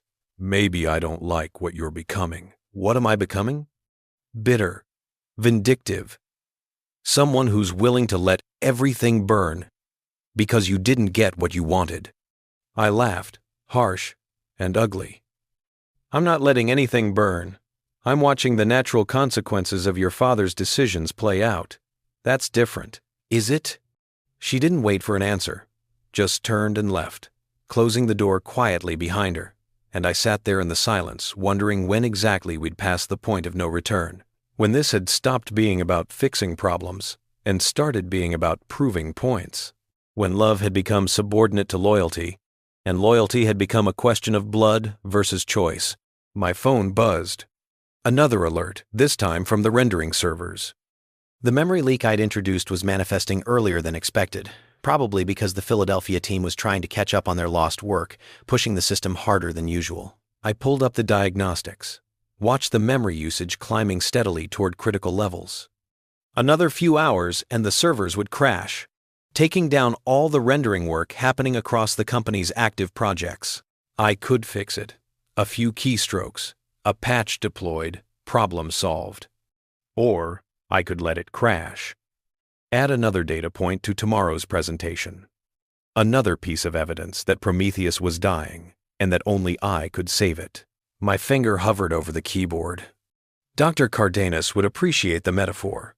The engineer at the critical point, deciding how much force to apply, whether to shore up the structure or let it fall. I thought about Elena, about the way she'd looked at me before she left. Not with hate, that would have been easier, but with disappointment, with the kind of sad resignation that comes from watching someone you loved become someone you don't recognize. I thought about Marcus, asking if I regretted building Prometheus. About Richard, scared and angry, and still too proud to admit he needed me. About 3 years of work, of late nights and sacrifices, and the burning certainty that I was creating something that mattered. And then I thought about that $100 bill, still in my wallet, still crisp and perfect and insulting. I closed the diagnostics panel without deploying the fix. Tomorrow, when the servers crashed, Richard would panic, would beg me to fix it, to save them, to do whatever it took to keep the company running. And I would. But first, we were going to talk about what I was actually worth. And it was a hell of a lot more than $100. The rendering servers crashed at 11:47 p.m. I know the exact time because I was still in my office, watching the memory usage climb on my monitors like a slow-motion car accident. Watched it hit 80%, 90, 95. Watched the system logs start throwing warnings, then errors, then nothing at all as the servers seized up and died. The automated alerts went out immediately. Text messages to the IT team, emails to department heads, a flashing red indicator on the company dashboard that everyone with executive access could see. Within minutes, my phone started buzzing. The IT director, panicked. The head of architecture, furious, because his team had been in the middle of a critical rendering for a client presentation. Richard, not even bothering with a message, just calling over and over until I finally answered. "What the hell is happening?" he demanded. The rendering servers crashed. Memory overflow, probably from the memory leak I mentioned last week. "Can you fix it?" "Not tonight. The servers need to be completely restarted, and the memory leak needs to be patched before we bring them back online. Otherwise, they'll just crash again." How long? Few hours to diagnose properly. Maybe another 4 to 6 to implement a fix. We're looking at tomorrow afternoon at the earliest. The silence on the other end was thick with barely controlled rage. We have the Henderson presentation in the morning. They're expecting full 3D renderings of the proposed tower. Maybe R1. When is today? Maybe R1. Maybe R1. I know. We'll have to postpone. We can't postpone. They're meeting with 3 other firms this week. If we don't present tomorrow, we're out. Then we present without the renderings. Use the 2D plans. Talk through the concept. They specifically asked for renderings. That's the whole point of the meeting. That's what separates us from the other firms. Our ability to show them exactly what they're getting. I leaned back in my chair, closed my eyes. I could fix it tonight. Could work through the small hours, patch the leak, restart the servers, have everything running by dawn. I'd done it before, dozens of times, burning midnight oil to save projects and deadlines and the company's reputation. But this time, I didn't want to. I'm sorry, Richard. The system crashed. I'll fix it as fast as I can, but I can't do miracles. You built this goddamn thing. You should be able to keep it running. I built it 3 years ago on a shoestring budget to save a dying company. Since then, we've tripled our workload without investing in infrastructure. This isn't a failure of design. It's a failure of investment. Another long silence. Then, tomorrow, 8 a.m., conference room. We're having this conversation with everyone present. He hung up before I could respond. I sat there in the darkness of my office, surrounded by the glow of monitors showing systems in distress, and felt something that might have been satisfaction or might have been guilt. It was hard to tell anymore. The line between justice and revenge had blurred somewhere over the past few weeks, and I'd stopped trying to distinguish them. My phone buzzed again. A text from Elena. Dad called, said servers are down. Are you coming home tonight? I stared at the message. Not, are you okay? Or do you need help? Just the practical question about my schedule, as if I were a contractor being asked about project timelines. I typed back, probably not. Lots to do. 3 dots appeared, disappeared, appeared again. Then, okay. That was it. No argument. No concern. No attempt to bridge the growing distance between us. Just acceptance that we'd become 2 people living parallel lives, occasionally intersecting but no longer truly connected. I spent the night in my office, not sleeping, but not working either. Just sitting, thinking, running through scenarios. The meeting tomorrow would be the inflection point. Richard would either commit to the infrastructure investment I'd been requesting, or he'd try to find another solution. Try to bring in outside consultants, try to replace me, try to solve the problem without admitting that I held all the cards. And if he chose wrong, if he tried to outmaneuver me rather than compensate me fairly, then I'd show him exactly how deep the dependency went, how thoroughly I'd embedded myself into every critical system, how impossible it would be to untangle Prometheus without my cooperation. The thought should have brought satisfaction, should have felt like power, like leverage, like the beginning of getting what I deserved. Instead, it felt hollow, because even if I won, even if I forced Richard to give me equity and recognition and everything I'd earned, I'd still lose. Would still be the son-in-law who'd held the company hostage, who'd leveraged his technical knowledge for personal gain, who'd proven himself to be exactly the mercenary outsider they'd always suspected I was. There was no winning this. Not really. Just different flavors of defeat. Dawn came slowly, gray light filtering through the office windows, painting everything in shades of exhaustion.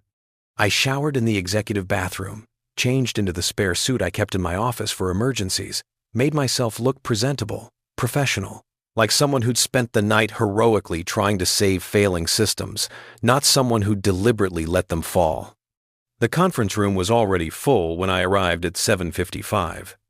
Richard at the head of the table, Marcus beside him looking uncomfortable in another expensive suit.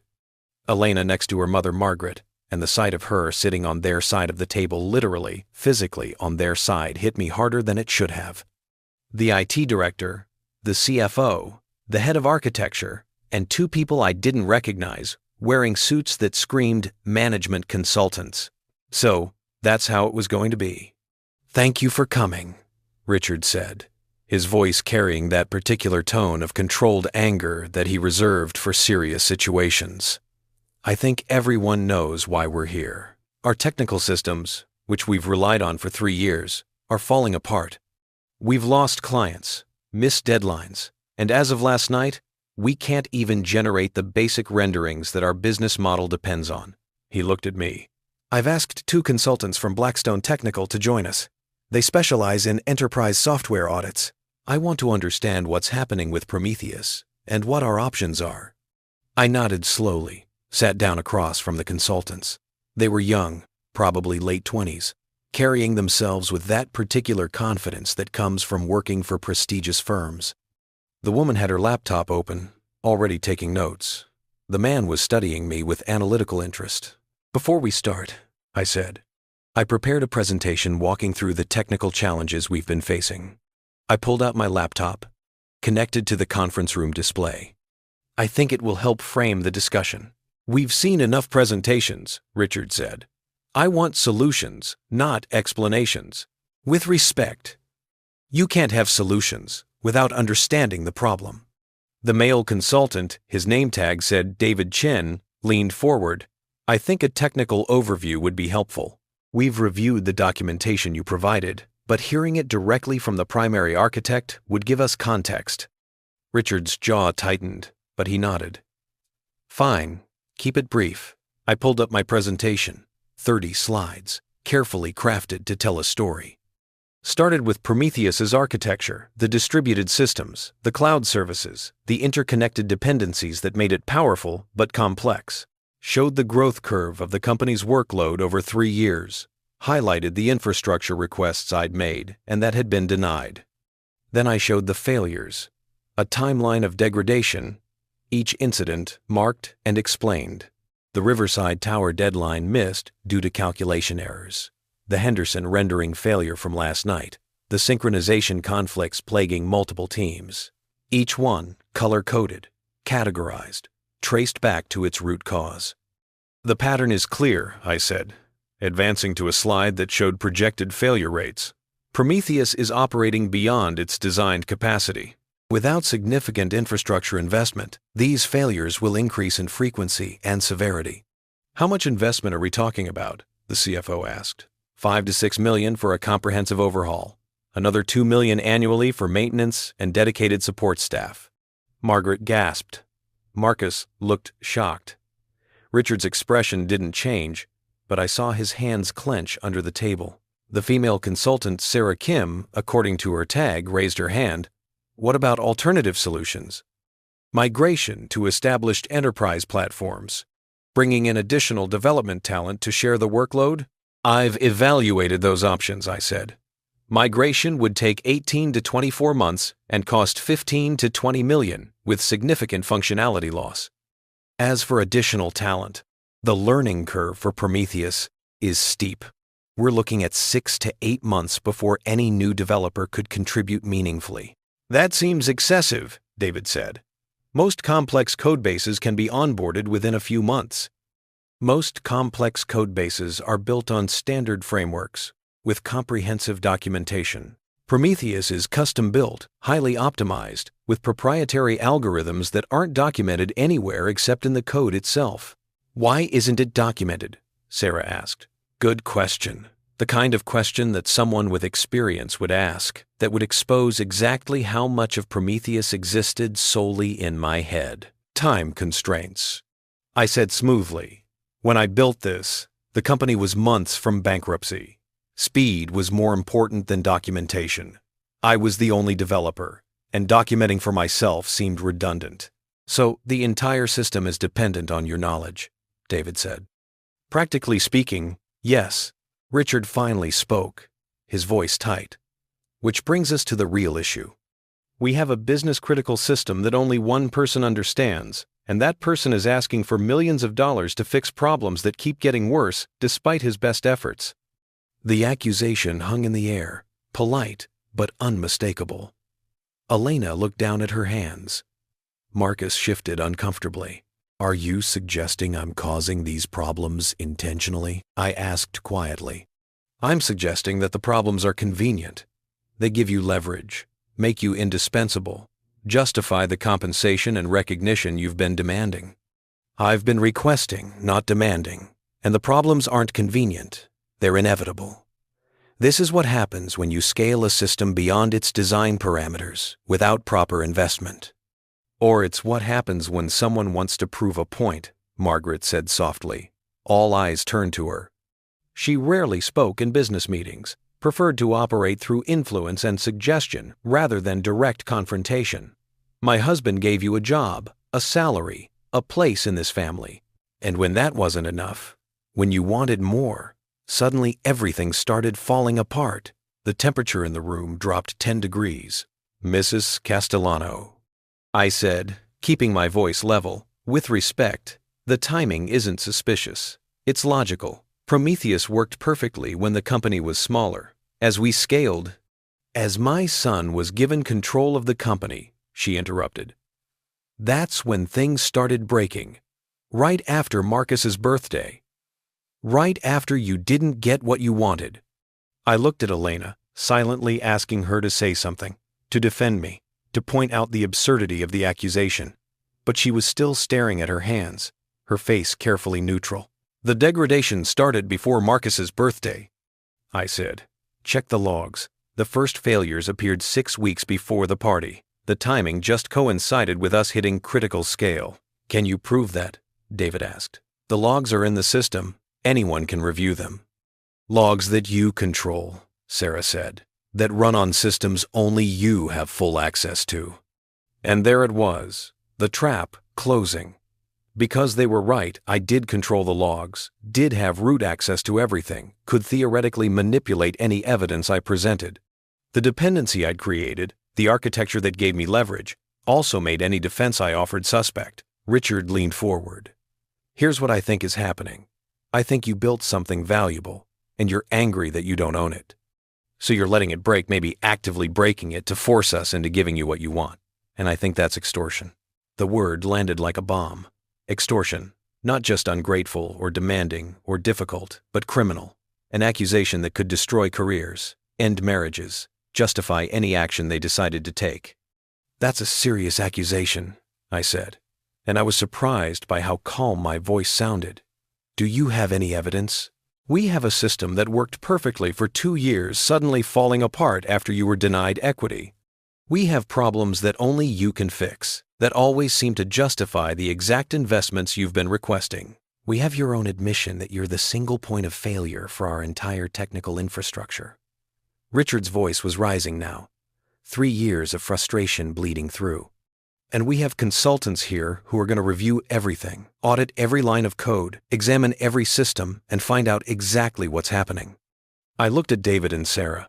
They were watching me carefully, probably trying to decide if I was a saboteur or just an arrogant developer who'd built a fragile system. An audit is fine, I said. I have nothing to hide. But I should warn you, Prometheus is complex. A comprehensive audit will take weeks, possibly months. And during that time, the system will continue degrading. You'll continue losing clients. The Henderson presentation is already missed. How many more contracts are you willing to lose while you investigate whether I'm trustworthy? So we're supposed to just give you millions of dollars and hope the problems stop? Richard demanded. You're supposed to invest in infrastructure that your business needs. Whether you trust me or not is irrelevant. The technical reality is that Prometheus needs an overhaul, or replacement, David said. From what you've described, it might be more cost-effective to start fresh. Build a new system with proper documentation, redundant expertise, and modern architecture. I smiled. That would take 3 to 4 years, and cost $30 million minimum. But yes, that's an option. Marcus finally spoke up, his voice uncertain. What about smaller fixes? Like, not the whole overhaul, but targeted improvements that would stop the immediate problems. Targeted improvements are what I've been doing for the past month, I said. They buy time, but they don't solve the underlying issues. It's like patching cracks in a foundation. Eventually, you have to rebuild the foundation or the building falls down. Maybe we should rebuild, Elena said quietly.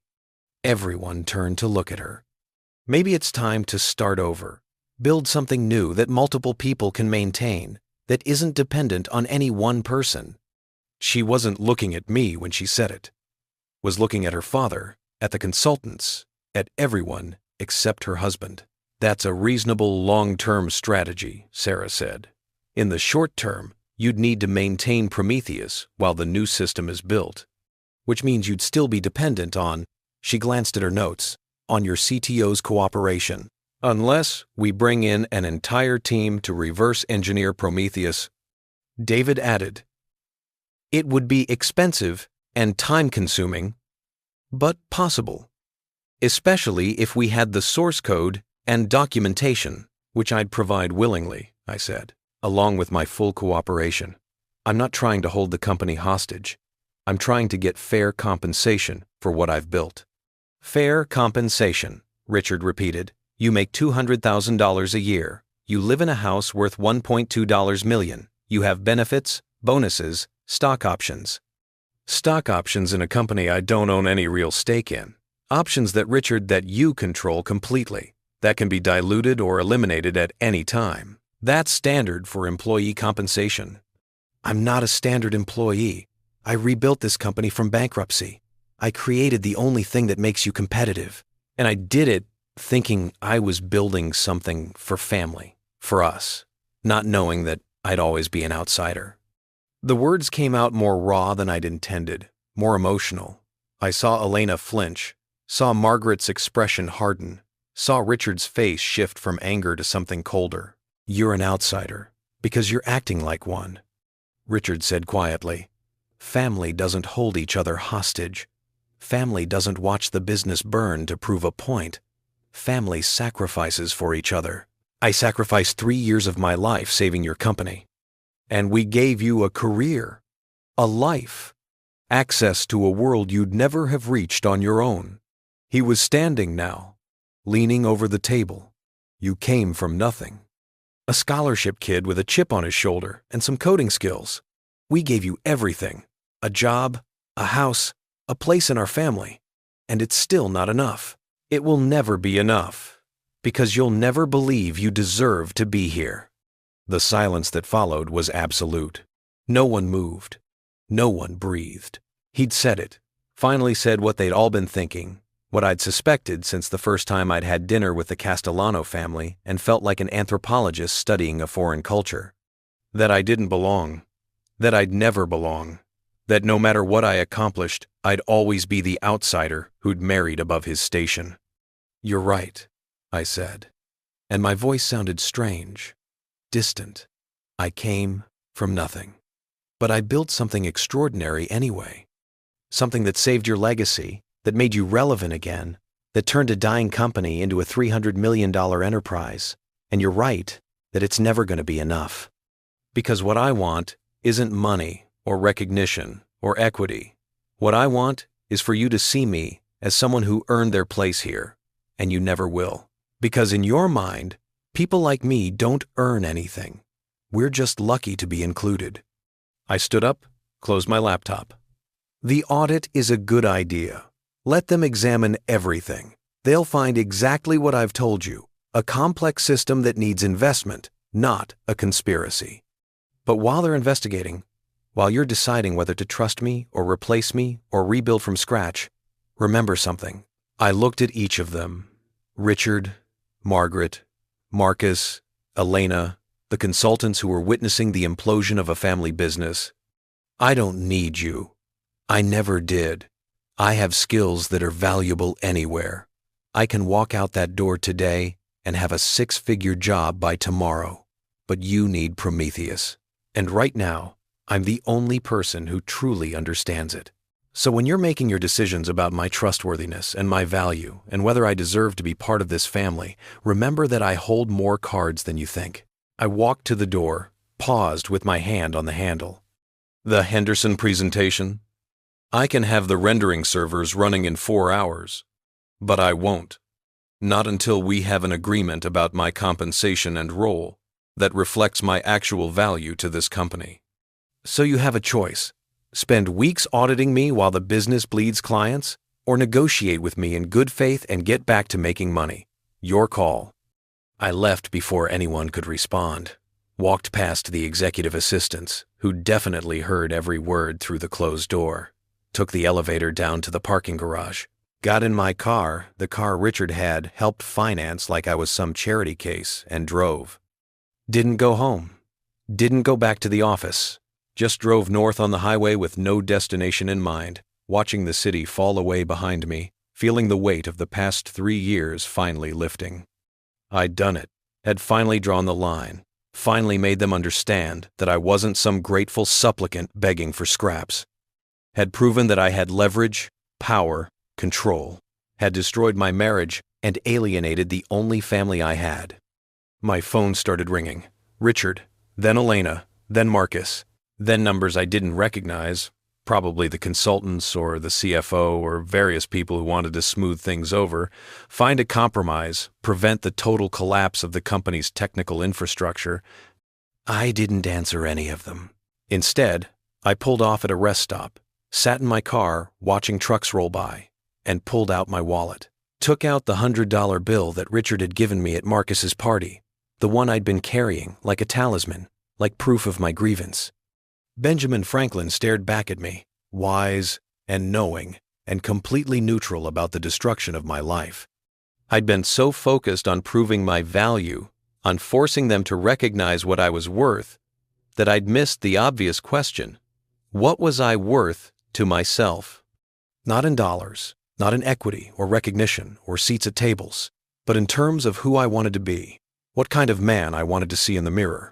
And right now, looking at my reflection in the car window, exhausted, bitter, alone, I wasn't sure I liked the answer. My phone buzzed again. This time, a text from Elena. "Please come home. We need to talk." I stared at the message for a long time, thinking about all the ways the conversation could go. The accusations, the justifications, the careful parsing of who was right and who was wrong, and whether any of it even mattered anymore. Then I started the car and drove home. Because whatever else I'd become over the past month, however bitter or vindictive or calculating, I wasn't someone who ran away from consequences. I'd built this situation, brick by brick, line of code by line of code, and now I was going to see it through to the end. Elena was sitting in the living room when I got home, still wearing the blazer from the meeting. Her hair pulled back so tight it must have hurt. The afternoon light came through the windows at that particular angle that made everything look staged, artificial, like we were actors in a play about a marriage ending. "You're back," she said. "You asked me to come. I didn't think you would." She gestured to the couch across from her, the expensive leather one that her parents had bought us as a wedding present. Everything in this house was a gift, a loan, a reminder of debt. "Sit, please." I sat, and the distance between us felt oceanic, despite being only a few feet. We'd been married 3 years, had made love in this room, had laughed and planned futures, and talked about having children someday. Now we were strangers, negotiating a ceasefire. "That was quite a performance this morning," she said finally. "It wasn't a performance. It was the truth. You threatened to hold the company hostage unless Dad pays you off. How is that not extortion?" "I didn't threaten anything. I stated facts. Prometheus needs investment. I'm the only one who can implement that investment effectively. And I won't continue working 70-hour weeks to save a company that values me at $100. She flinched at the number. "He shouldn't have done that. I've told you that. I've told him that. But that doesn't justify what you're doing." "What am I doing exactly?" "Sabotaging the systems. Letting things fail. Proving some point about how indispensable you are." I leaned back, studied her face. "You really think that? You think I'm actively destroying what I built?" "I don't know what to think anymore." Her voice cracked slightly. "The man I married wouldn't have walked out of a meeting like that. Wouldn't have issued ultimatums. Wouldn't have threatened the company that his wife's family built. The man you married was naive," I said. "He thought that working hard and being loyal and saving the family business would be enough. He thought he'd be treated like family instead of hired help. You are family." "Am I? Because this morning you sat on their side of the table, literally sat with your parents and your brother while they accused me of extortion. You didn't say a word in my defense." "What was I supposed to say?" You walked in there with an ultimatum. You demanded millions of dollars, or you'd let everything burn. How do I defend that? You could have told them about the infrastructure requests I've been making for months, about the budget meetings where your father dismissed every warning I gave, about the fact that I've been working around the clock trying to hold together systems that are failing because they're underfunded and over capacity. I wasn't in those meetings, but you knew about them. I told you. Every night I came home exhausted, every weekend I spent in the office, every time I explained that the systems were reaching their limits, you knew. She was quiet for a moment. I knew you were stressed. I didn't know you were planning this. This wasn't planned. This is what happens when complex systems fail and the people benefiting from them refuse to invest in maintenance. Stop talking about systems. She stood up suddenly, started pacing. Stop hiding behind technical jargon and engineering metaphors. This is about you being angry that Marcus got the company. This is about ego and pride and feeling like you weren't appreciated enough. You're right, I said, and she stopped pacing, surprised by the admission. I am angry. I am hurt. I do feel unappreciated. But that doesn't make the technical problems less real. Prometheus is failing because it needs investment your father won't authorize. Those are facts, regardless of how I feel about them. Are they? Or are they convenient justifications for you to leverage your knowledge into equity you didn't earn? The word stung. Earn. As if 3 years of 80-hour weeks, of building something from nothing, of saving a dying company, didn't count as earning. I didn't earn equity in the company I saved from bankruptcy? You were paid to do a job. You did the job. That doesn't entitle you to ownership. I pulled out my phone, opened my banking app, turned the screen toward her. You know what I made last year? $200,000. Generous by most standards. Want to know what the company made because of Prometheus? $127 million in profit. My work generated 600 times my salary in value. And your father thinks equity is unearned? That's how employment works. That's how exploitation works. I created something worth hundreds of millions and got paid a tiny fraction of that value. And when I asked for recognition of that contribution, I was told I should be grateful for the opportunity. Elena sat down again, deflated. What do you want me to say? That Dad's wrong? That you deserve half the company? That we should just hand over millions of dollars because you're upset? I want you to acknowledge that I was treated unfairly. That's all. Not agreement with my methods, not support for my ultimatum, just basic acknowledgement that giving Marcus the entire company while telling me I'm worth $100 was wrong. She looked at me for a long time, and I watched her struggle with it.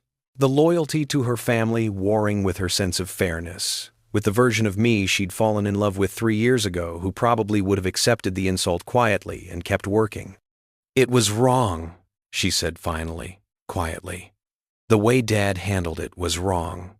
But so is this.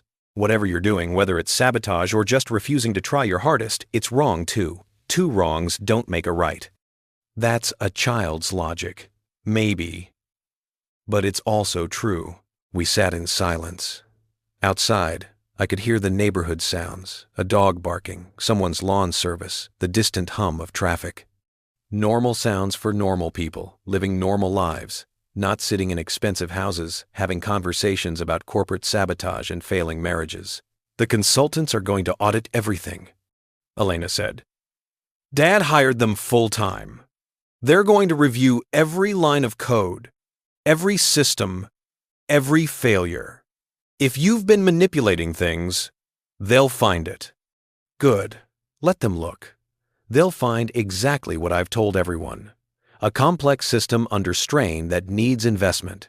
And if they find evidence of sabotage, they won't. You sound very confident. I am, because I haven't sabotaged anything. I've let natural degradation happen, declined to work myself to death, fixing every problem instantly, and been honest about what the systems need. That's not sabotage, that's setting boundaries. She laughed bitterly. Setting boundaries. Is that what we're calling it? What would you call it? Revenge, punishment, making everyone suffer, Because you didn't get what you wanted. I stood up, suddenly tired of the conversation, tired of defending myself, tired of trying to make her understand something she'd already decided not to believe. I'm going to my office. Of course you are, because that's what you do now. Hide behind screens and code and pretend that destroying what you built is somehow noble. I stopped at the doorway. I'm not destroying anything. I'm revealing what was always true, that Prometheus was built by one person, held together by one person, and can't function without that person's active engagement. Your father wanted to believe it was a simple tool he could hand to anyone. I'm showing him it's not. And our marriage? Is that just collateral damage in your war with my father? The question hung between us, heavy with implications. Because we both knew the answer, had known it since that night after Marcus's party, when she'd suggested I'd misunderstood her father's insult.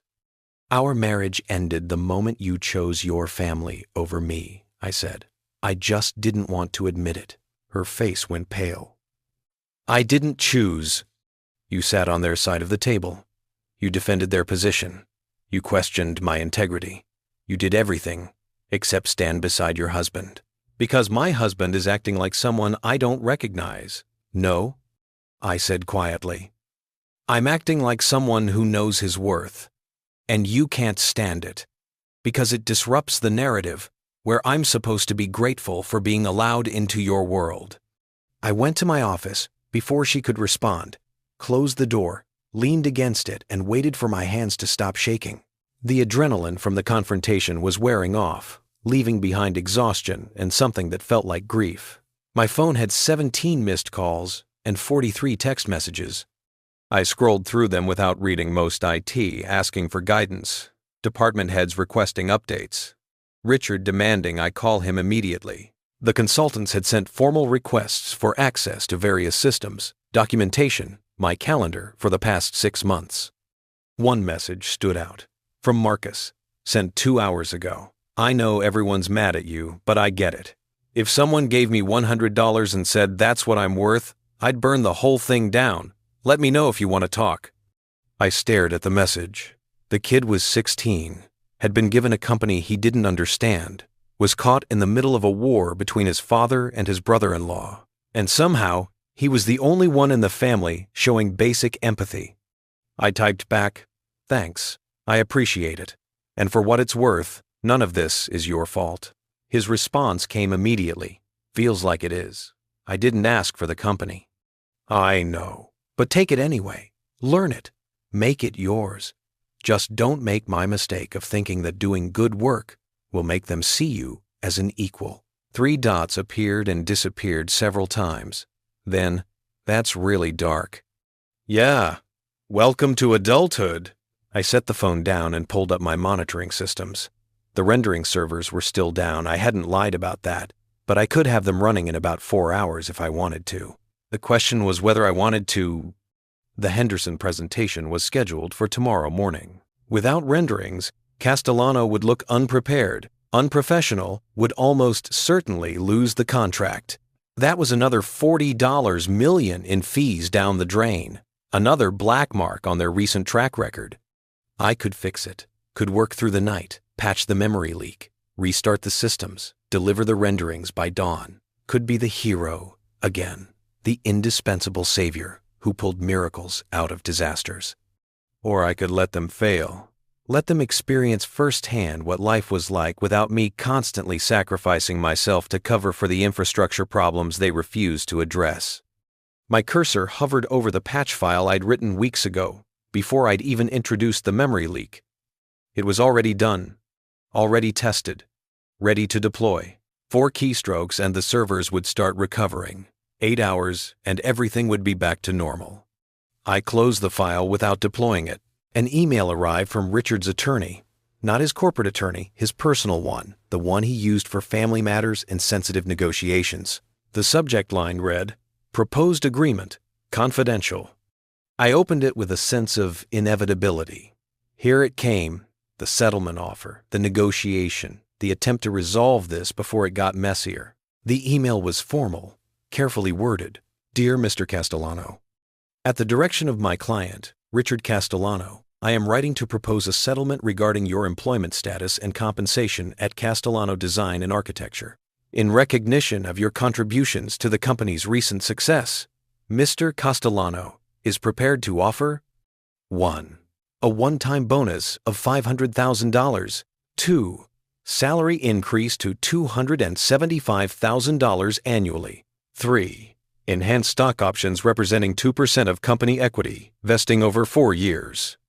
4. Continued employment as CTO with standard performance expectations. In exchange, you would 1. Immediately resolve all current technical issues, including rendering server failures. 2. Provide comprehensive documentation of all Prometheus systems. 3. Train a team of developers to share maintenance responsibilities. 4. Sign a confidentiality agreement regarding internal company matters. 5. Refrain from making public statements that could damage the company's reputation. This offer is contingent on the successful completion of items 1 to 3 within 30 days and represents a final settlement of all claims regarding equity or ownership in the company. Please respond within 24 hours if you wish to discuss this proposal. I read it 3 times, analyzing the language like code, looking for bugs and vulnerabilities and hidden dependencies. It was a generous offer by most standards. $500,000, $75,000 salary increase, actual equity small, but real. They were taking me seriously, treating me like someone with leverage, but it was also a trap. The 30-day deadline was impossible. Training a team to maintain Prometheus in 30 days was laughable. It would take 6 months minimum, and that's if I cooperated fully. They knew that. Which meant either they were setting me up to fail so they could terminate my employment, or they wanted me to decline the offer so they could claim they'd negotiated in good faith. And the confidentiality agreement was the real tell. They didn't just want me to fix the systems and train replacements. They wanted to make sure I could never talk about how I'd been treated, never share my version of events, never damage the Castellano reputation by revealing that their miracle turnaround had been built on the back of someone they'd valued at $100. I drafted 3 different responses. The first was professional, asking for clarification on the timeline and suggesting revisions to the terms. The second was angry, pointing out the impossibility of their demands and the insulting nature of buying my silence. The third was honest, explaining that no amount of money would fix what had broken between us. I sent none of them. Instead, I forwarded the email to my personal account, the one they didn't monitor, and started documenting everything. Screenshots of the infrastructure requests Richard had denied, emails showing the warnings I'd given about system capacity, budget proposals that had been rejected, the meeting minutes from Marcus's birthday party planning where Richard had discussed the company transfer without mentioning me once. If they wanted to negotiate, we'd negotiate. But I'd do it with evidence, with documentation, with the same careful preparation I'd put into building Prometheus. A knock on the office door. I didn't answer, but Elena came in anyway. She'd changed out of her work clothes into jeans and one of my MIT sweatshirts, something she used to do when we first started dating, when wearing my clothes felt intimate and playful. Now, it just felt like she was trying to remind me of who we used to be. I talked to Dad, she said, leaning against the doorframe. He's really stressed. The consultants told him the audit could take weeks, and he's terrified of losing more clients. Then he should accept that infrastructure investment is necessary. He sent you an offer. A good offer. You read my email? He sent it to me too. He wanted me to help convince you to take it. Of course he did. She came further into the room, sat in the chair across from my desk. It's generous, you know. $500,000, equity, a big raise. Most people would jump at that. Most people didn't save a bankrupt company and get told they're worth $100. Can you let that go? Please? He made a mistake. He was angry. He's sorry. He's not sorry. He's scared. There's a difference. Does it matter? He's trying to make things right. I turned my chair to face her fully.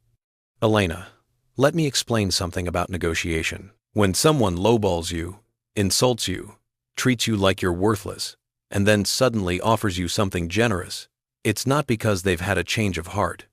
It's because they've realized you have leverage and they're trying to neutralize it as cheaply as possible. That's such a cynical way to look at it. It's accurate. Your father isn't offering me this because he values me. He's offering it because he's afraid of what happens if he doesn't. And you're going to refuse it? Out of spite? I'm going to refuse it because the timeline is impossible. The confidentiality clause is designed to silence me, and I'm worth more than 2% of a company I rebuilt. She stood up abruptly. You're never going to be satisfied, are you? Whatever we offer, it won't be enough. Because this isn't really about money or equity or recognition. It's about punishing us for not treating you like you're special. I am special. I did something extraordinary, and I want to be compensated accordingly. You want to be worshipped, she said, and her voice was sharp now, cutting. You want everyone to bow down and acknowledge your genius, and thank you for gracing us with your presence. But that's not how the world works. That's not how family works. You're right, I said. Family doesn't work that way. Family supports each other, defends each other, stands together when outsiders attack. But I'm not family, am I? I'm just the guy who married the daughter, the useful tool who should know his place. Stop saying that. Why? It's true. Your father said it this morning. I came from nothing. You gave me everything. I should be grateful. Well, I'm not grateful anymore. I'm done being grateful for the privilege of being exploited. Tears were streaming down her face now. I don't know how to fix this. I don't know how to make this right. You can't, I said, and I was surprised by how gentle my voice sounded. Because fixing this would require your family to see me differently, and they never will. I'll always be the outsider who got lucky, the hired hand who doesn't understand his place, and you'll always choose them over me. You've already proven that. That's not fair. Life isn't fair, Elena. I learned that a long time ago. You're just learning it now. She stood there for a moment longer, crying silently, looking like she wanted to say something else. But whatever it was, she swallowed it, turned and left, closing the door quietly behind her. I sat in the silence of my office, surrounded by screens and servers and the quiet hum of systems that only I fully understood. Outside, the sun was setting, painting everything in shades of orange and gold. The world continuing on, indifferent to the small human dramas playing out in expensive houses and corporate conference rooms. My phone buzzed. Another email from Richard's attorney. I've been asked to emphasize that this offer expires in 24 hours. After that, the company will pursue other remedies. Remedies. Legal speak for, we'll try to destroy you. I should have been scared. Should have been worried about lawsuits and unemployment and the implosion of my life. But instead, I felt calm, clear, like I'd finally stopped trying to be someone I wasn't, stopped pretending that working hard and being loyal would be enough. I pulled up the rendering server patch, the one I could deploy in minutes, that would fix the immediate crisis and buy Richard time to negotiate. And then I pulled up something else, the master authentication system. The one that controlled access to every external service Prometheus relied on. The keys to the kingdom.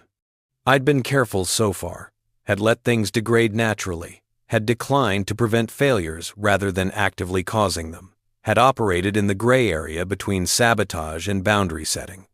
But if they wanted to threaten me, to give me ultimatums, to pursue remedies, then maybe it was time to show them exactly how much power I actually had. I started documenting every authentication key, every API endpoint, every service dependency. Not to use, yet not yet, but to have ready. To know exactly which dominoes to push if they forced my hand. Because Richard had been right about one thing. I did have leverage. He just didn't understand how much. And if they wanted to find out, if they wanted to play hardball and threaten remedies and give me 24-hour ultimatums, then I'd show them exactly what I was capable of. But first, I needed to be absolutely certain of something.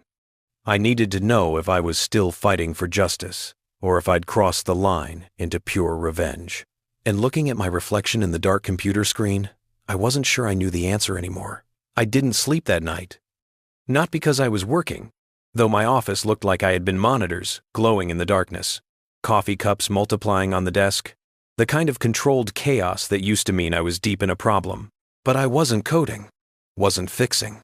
Wasn't doing anything productive. I was just sitting there, watching the clock count down the 24 hours Richard's attorney had given me. 23 hours, 22, 21. The house was quiet around me. Elena had gone to bed around 11, hadn't said goodnight, hadn't checked on me. The separation was complete now, even if we were still technically living under the same roof. Two people orbiting each other in a house that felt more like a museum than a home. Everything carefully curated, nothing truly ours. At 2:47 a.m., I pulled up the authentication systems again, studied them the way a chess player studies a board, seeing not just the current position, but all the possible futures branching from each move. If I revoked access to the rendering servers, Prometheus would be crippled but not dead. If I pulled the material pricing APIs, the estimating department would revert to calling suppliers manually, losing the speed advantage that had made Castellano competitive.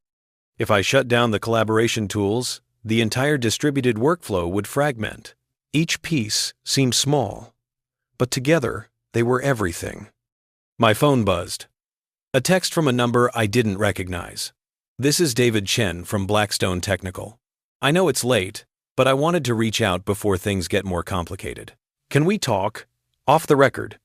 I stared at the message, trying to decode it. Off the record.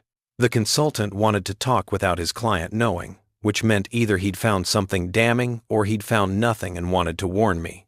I typed back, "I'm up. Call me." The phone rang within seconds.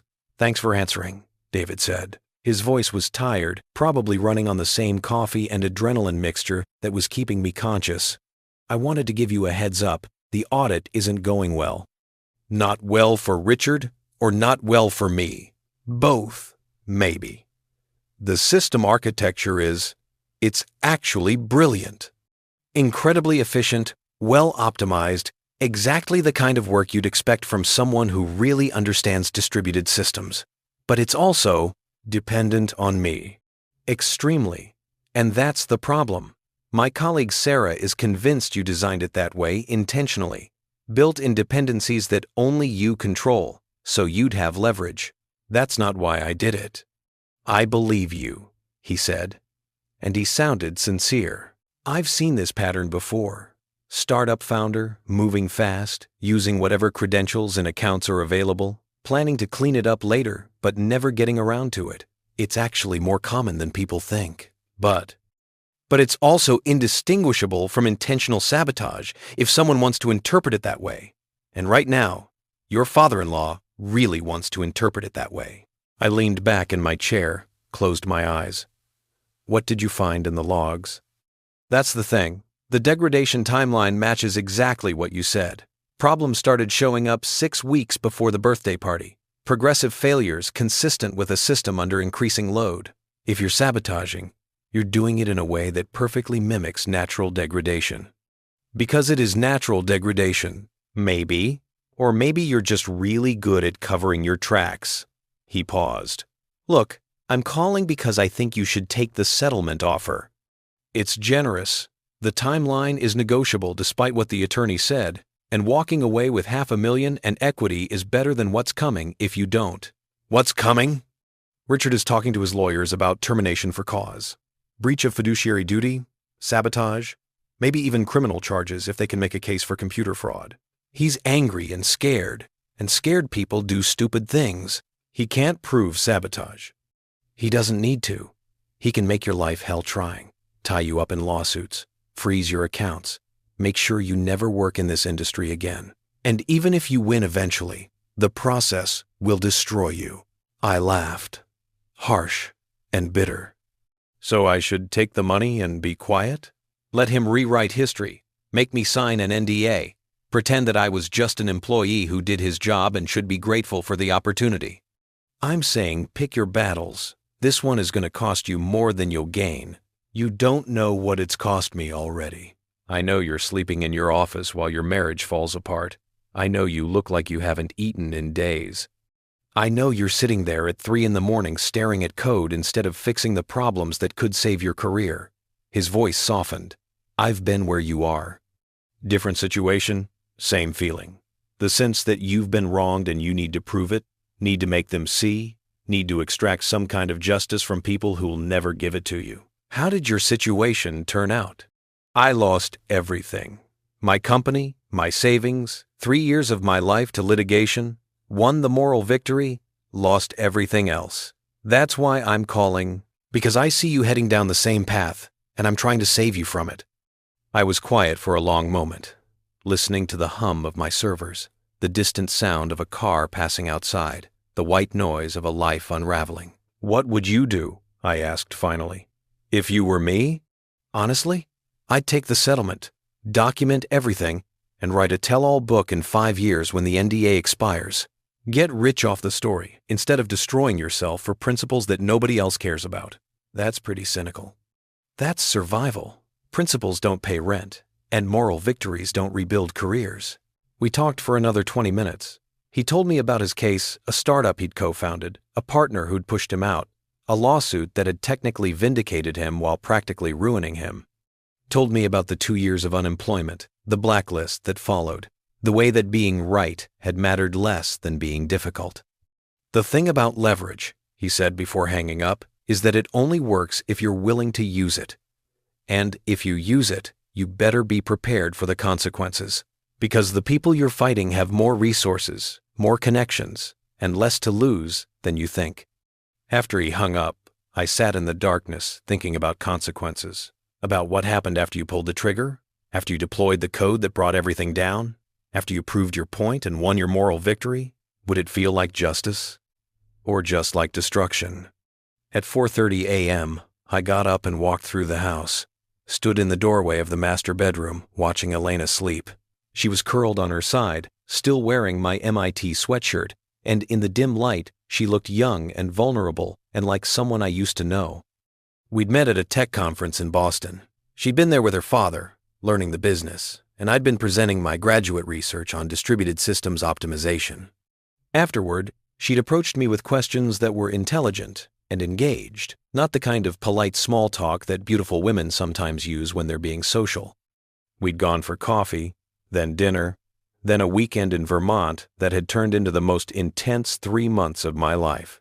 She'd been fascinated by my world, the code, the problems, the intellectual challenges that I navigated daily. And I'd been fascinated by hers, the confidence, the connections, the ease with which she moved through spaces that intimidated me. "You're brilliant," she'd told me once, early on, when I'd explained some complex algorithm I was working on. Like, actually brilliant, not just smart, brilliant. No one had ever called me that before. Smart, yes. Good at math, technically proficient, hard-working. But brilliant was different. Brilliant meant special, exceptional, worthy. I'd believed her.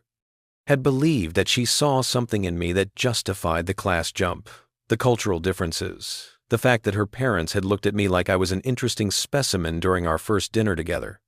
Had believed right up until the moment she'd sat on their side of the conference table and watched them accuse me of extortion. I left her sleeping and went back to my office. Opened my email to find 17 new messages, most of them from Castellano employees asking for guidance on the rendering servers, on project timelines, on whether they should tell their clients to expect delays. One email stood out, from Sarah Kim, the other consultant, sent at 4:03 a.m. I don't usually do this, but I'm compiling my section of the audit report, and I wanted to ask you something directly. Did you build Prometheus with the intention of making yourself irreplaceable? Or did it just work out that way? I've reviewed the architecture extensively. It's sophisticated work, exactly what you'd need for a company this size. But it's also structured in a way that creates single points of failure, that concentrates knowledge and control in one person's hands. That could be coincidence, or it could be design. I'm not accusing you of anything. I'm genuinely trying to understand. Because my report is going to determine whether Richard pursues legal action against you, and I'd rather get this right than get it wrong. If you want to explain your thinking, your design philosophy, your reasons for the choices you made, I'm listening. Off the record, no attorneys, just engineer to engineer. I read it 3 times, looking for the trap, but it felt sincere, like David's call had felt sincere. Like maybe these consultants weren't just hired guns but actual professionals trying to do their jobs well. I started typing a response, deleted it, started again. Dear Sarah, I built Prometheus in 4 months while working 80-hour weeks to save a company that was 6 months from bankruptcy. I used my own accounts and credentials because the company's IT infrastructure was a disaster and I needed to move fast. I concentrated the architecture around systems I understood because I was the only developer and I needed to build something I could maintain alone. Was it good design? Technically, yes. The system works exactly as intended, it's fast, accurate, and has enabled the company to scale from near bankruptcy to $370 million in valuation. Was it sustainable design? No, I knew that. I told Richard repeatedly that we needed to invest in documentation, training, redundancy. He said no every time, because it was expensive, and everything was working fine. Did I make myself irreplaceable? Yes, but not intentionally. I made myself indispensable through the quality of my work and the depth of my knowledge. The irreplaceable part came later, when Richard refused to invest in the infrastructure that would have let others share the load. You asked for my design philosophy. Here it is. I build things that work.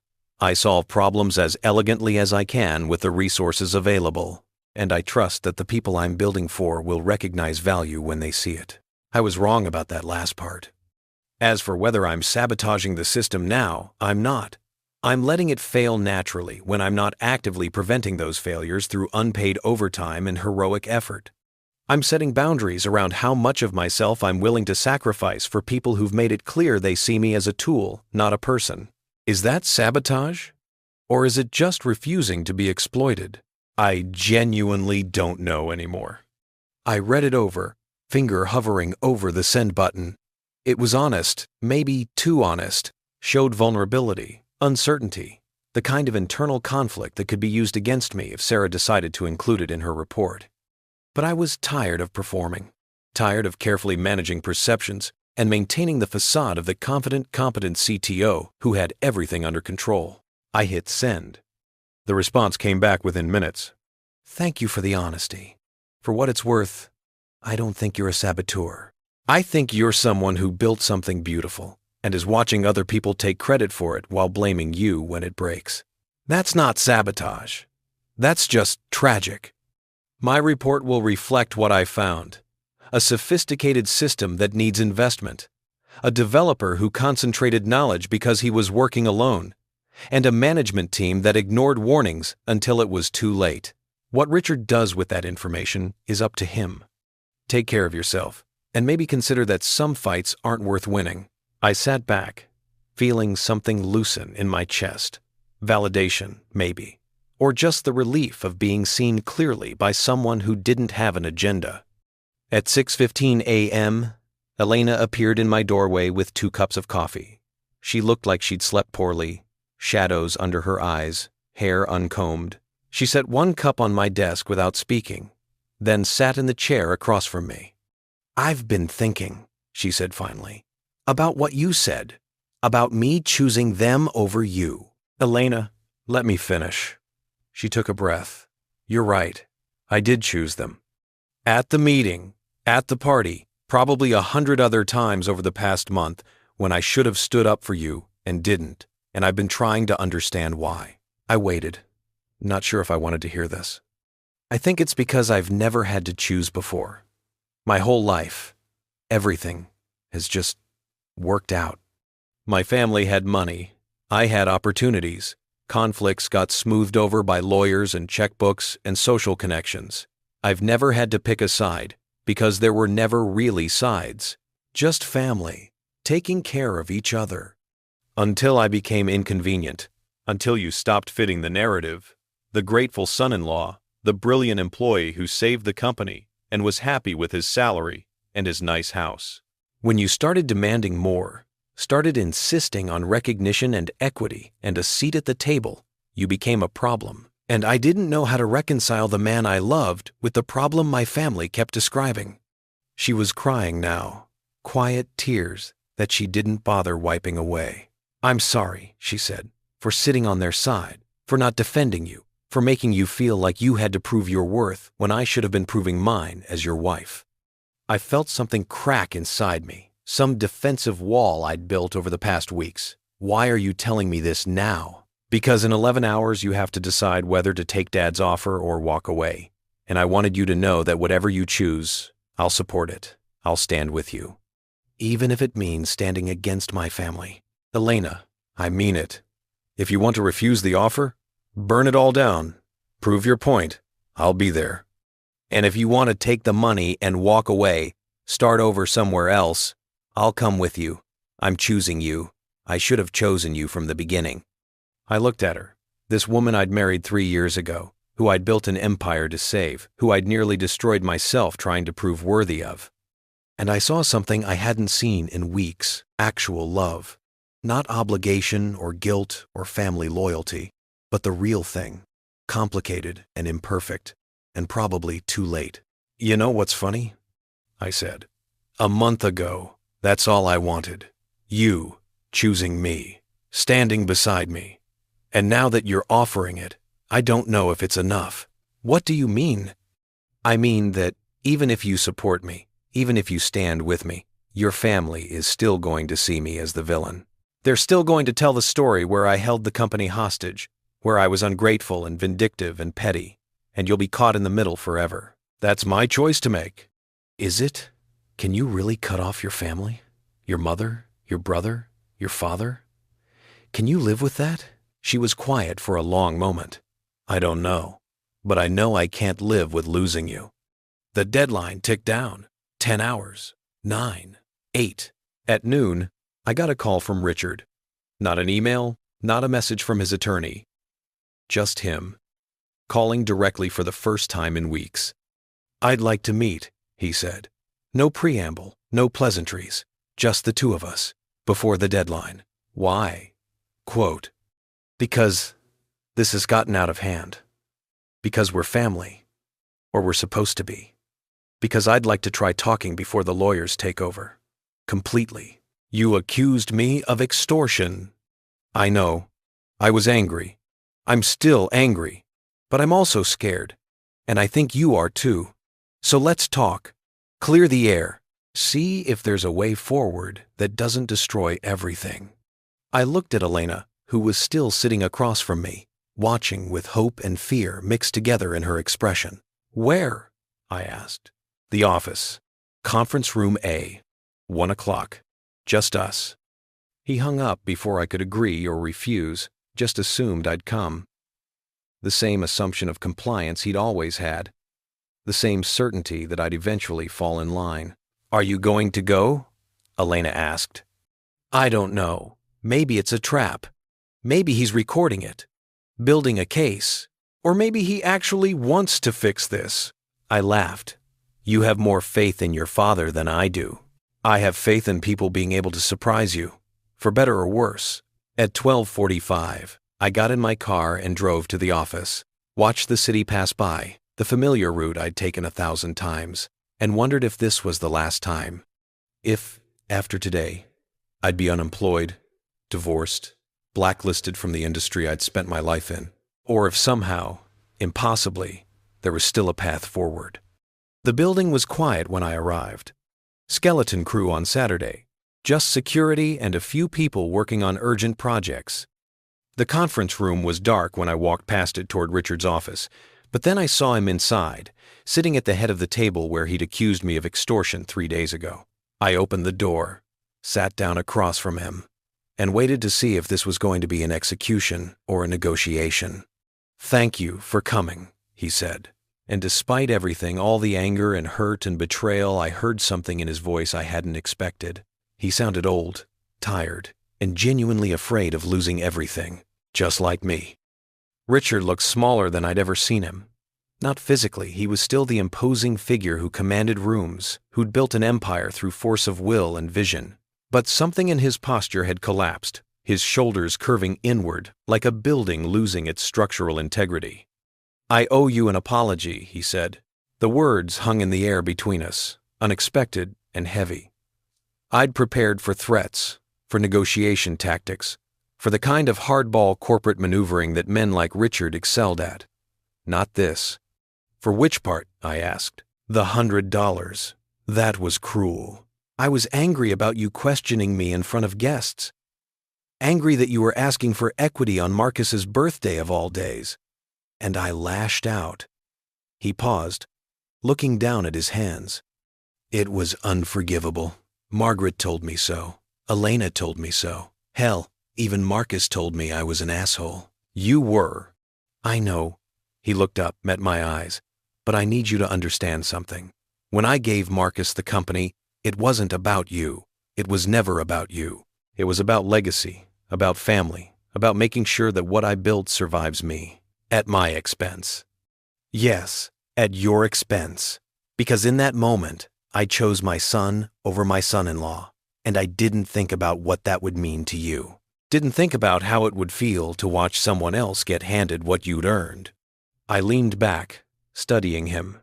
You're afraid, terrified. The admission came easily, like he was too tired to pretend otherwise. The consultants say the system is brilliant but fragile. That losing you would set us back years, cost millions, maybe destroy everything we've built. And I realized that I gambled wrong, that I treated you like an employee when I should have treated you like a partner. So now you want to make me a partner? Because you're scared? I want to make things right. Whether that makes me a good man or just a desperate one, I honestly don't know anymore. The honesty was disarming. I'd expected manipulation, corporate doublespeak, the kind of careful language that lawyers prep their clients to use. Not this raw admission of fear and regret. The settlement offer, I said. The timeline is impossible. I know. My attorney is an idiot. I told him to put pressure on you and he went overboard. Richard pulled out his phone, tapped a few times, then showed me the screen. Here's what I'm actually offering.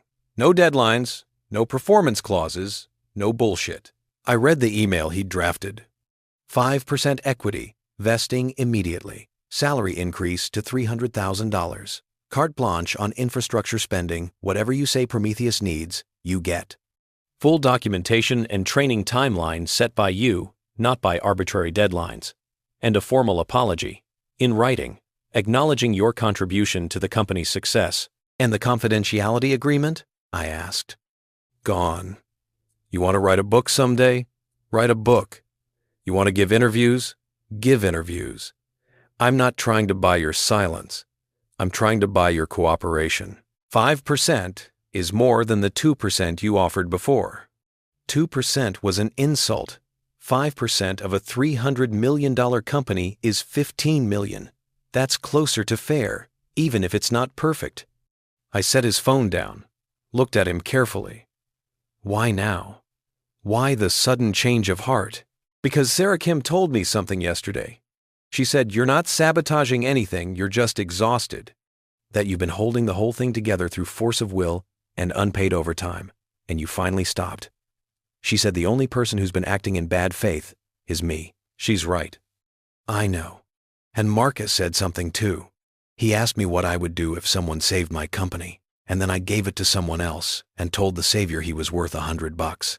He said he'd burn it all down, and he wouldn't blame anyone who did. Despite everything, I almost smiled. Your son is smarter than you think. He's smarter than I want to admit. Keeps pointing out my bullshit in ways I can't ignore. Richard leaned forward. Look, I'm not good at this. At apologizing, at admitting I was wrong, at treating people fairly when it conflicts with what I want. But I'm trying, because losing the company would be bad. Losing my daughter's marriage would be worse.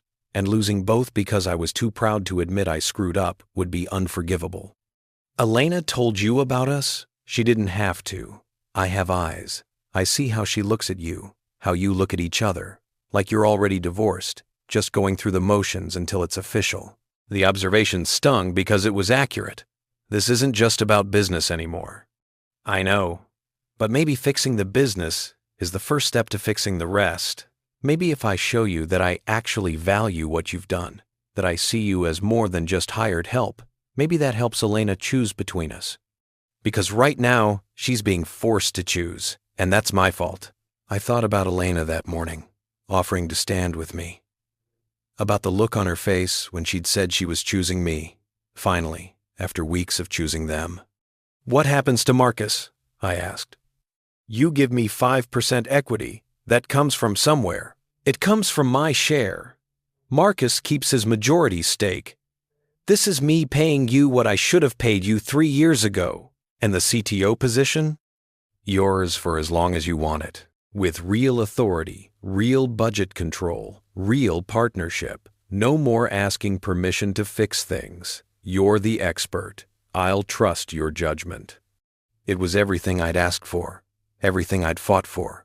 Recognition, equity, authority, respect, delivered not through extortion or leverage, but through what seemed like genuine contrition. And I didn't trust it. "I need time," I said, "to think, to talk to Elena, to figure out if this is real or just another negotiation tactic." "Fair enough. Take the weekend. But please, think about it seriously, because I mean what I'm saying. You saved my company. You deserve to own part of it." I stood up, headed for the door, then stopped. "The rendering servers. I can have them running in 4 hours. And will you?"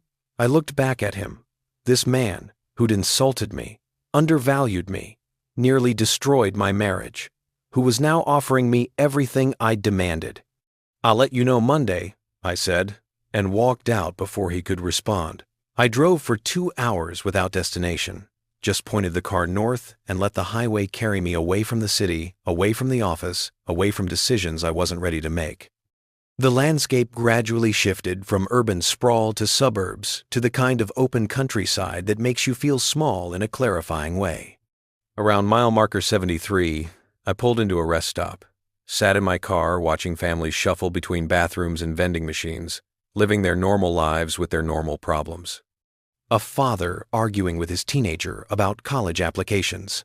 A mother trying to convince her toddler that, yes, we really do need to use the bathroom before we get back in the car. Simple conflicts with simple resolutions. I envied them. My phone had been buzzing periodically. Elena asking where I was. Marcus sending another message. "Dad says you guys talked. Hope it went okay?" Sarah Kim forwarding her completed audit report with a note. "Thought you should see this before Richard does."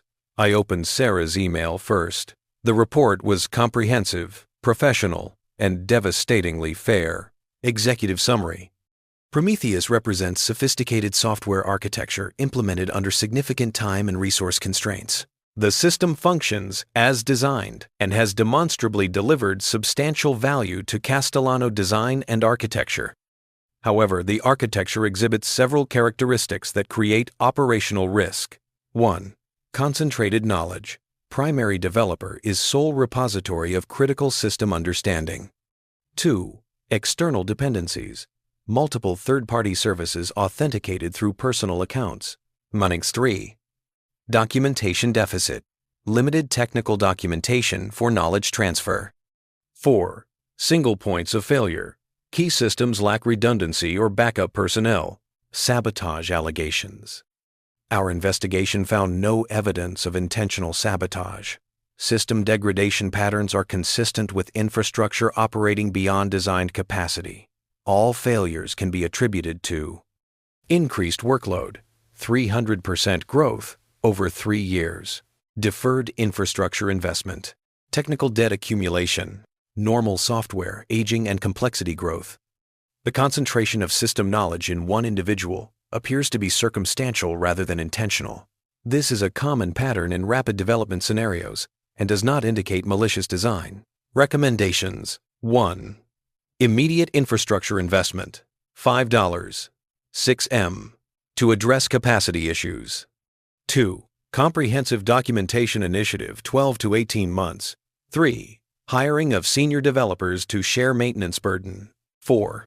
Retention of current CTO with enhanced compensation reflecting actual value delivered. 5. Long-term architectural review for sustainability improvements. The alternative, replacing current CTO or rebuilding from scratch, would likely cost $20, 30M, and require 3 to 4 years, with significant business disruption. I read it twice. She'd exonerated me completely, while simultaneously showing Richard exactly how dependent they were on me. It was a masterpiece of professional objectivity that somehow managed to validate everything I'd been saying for months. And it terrified me, because now I had no excuse, no reason to refuse Richard's offer except pride or spite or the deep gnawing fear that accepting it would mean admitting that their initial treatment of me had been wrong but not unforgivable. That I could be bought, even if the price was finally fair. A text from Elena. Please come home. We need to talk. Really talk. I started the car, turned around, headed back toward the city. The drive back felt shorter, like time was compressing, pushing me toward a decision point I'd been avoiding. Elena was waiting on the front steps when I pulled up. Still wearing my MIT sweatshirt, arms wrapped around her knees, looking young and scared and like the woman I'd fallen in love with at that conference in Boston. I was worried, she said as I approached. You just disappeared. Needed to think. Did it help? Not really. She stood, and I followed her inside. We ended up in the kitchen neutral territory, not my office or our bedroom or any of the spaces that had become battlegrounds over the past month. She made tea, her hands moving through the familiar ritual, and I watched her like I was memorizing something I might lose. Dad called, she said, setting a mug in front of me. Told me about the new offer. 5% equity, no strings. What do you think? I think he's actually sorry. I've never heard him sound like that, scared and small and genuinely regretful. It was unsettling. He should be scared. The company falls apart without me. I know. We all know. That's what makes this so hard. She sat across from me, cupped her own mug like she was trying to warm her hands. Because part of me wants you to take the offer. Accept the apology. Let us all move forward. But another part of me knows that even if you do, something's broken that can't be fixed. Between us or between me and your family? Both. All of it. She looked up, and her eyes were red. I've been lying to myself, you know, telling myself that if Dad just apologized, if he just gave you what you deserved, everything would go back to normal. But there is no normal anymore. We can't unknow what we've learned about each other. What have we learned? That I'll always choose them first when I'm scared. That you'll always resent being the outsider, no matter how much they try to include you. That our marriage was built on hope and good intentions, instead of on actually understanding what we were getting into. The honesty was brutal and clarifying. So what do we do? I don't know, but I know we can't keep pretending. Can't keep living in this house that my parents bought, working at this company that my father built, trying to force ourselves into shapes that don't fit. I sipped my tea, thought about shapes and fitting and the way I'd spent 3 years trying to mold myself into the perfect son-in-law, the grateful outsider, the brilliant savior who knew his place. If I take the offer, I said slowly, I stay. Keep working for your father. Keep living in this house. Keep being the CTO who saved the company. And we try to rebuild our marriage on top of all the resentment and hurt and betrayal. And if you don't? I walk away from the company, from the equity, from your family, and probably from you, because I don't know how we survive that kind of rupture. She was crying now, silently, tears running down her face. I don't want to lose you. I don't want to lose you either, but I don't know if wanting is enough. We sat in silence, drinking tea that had gone lukewarm, watching the afternoon light fade through the kitchen windows. Somewhere in the house, a clock was ticking. Outside, neighbors were living their lives, oblivious to the small tragedy unfolding in the expensive house on the corner. My phone buzzed.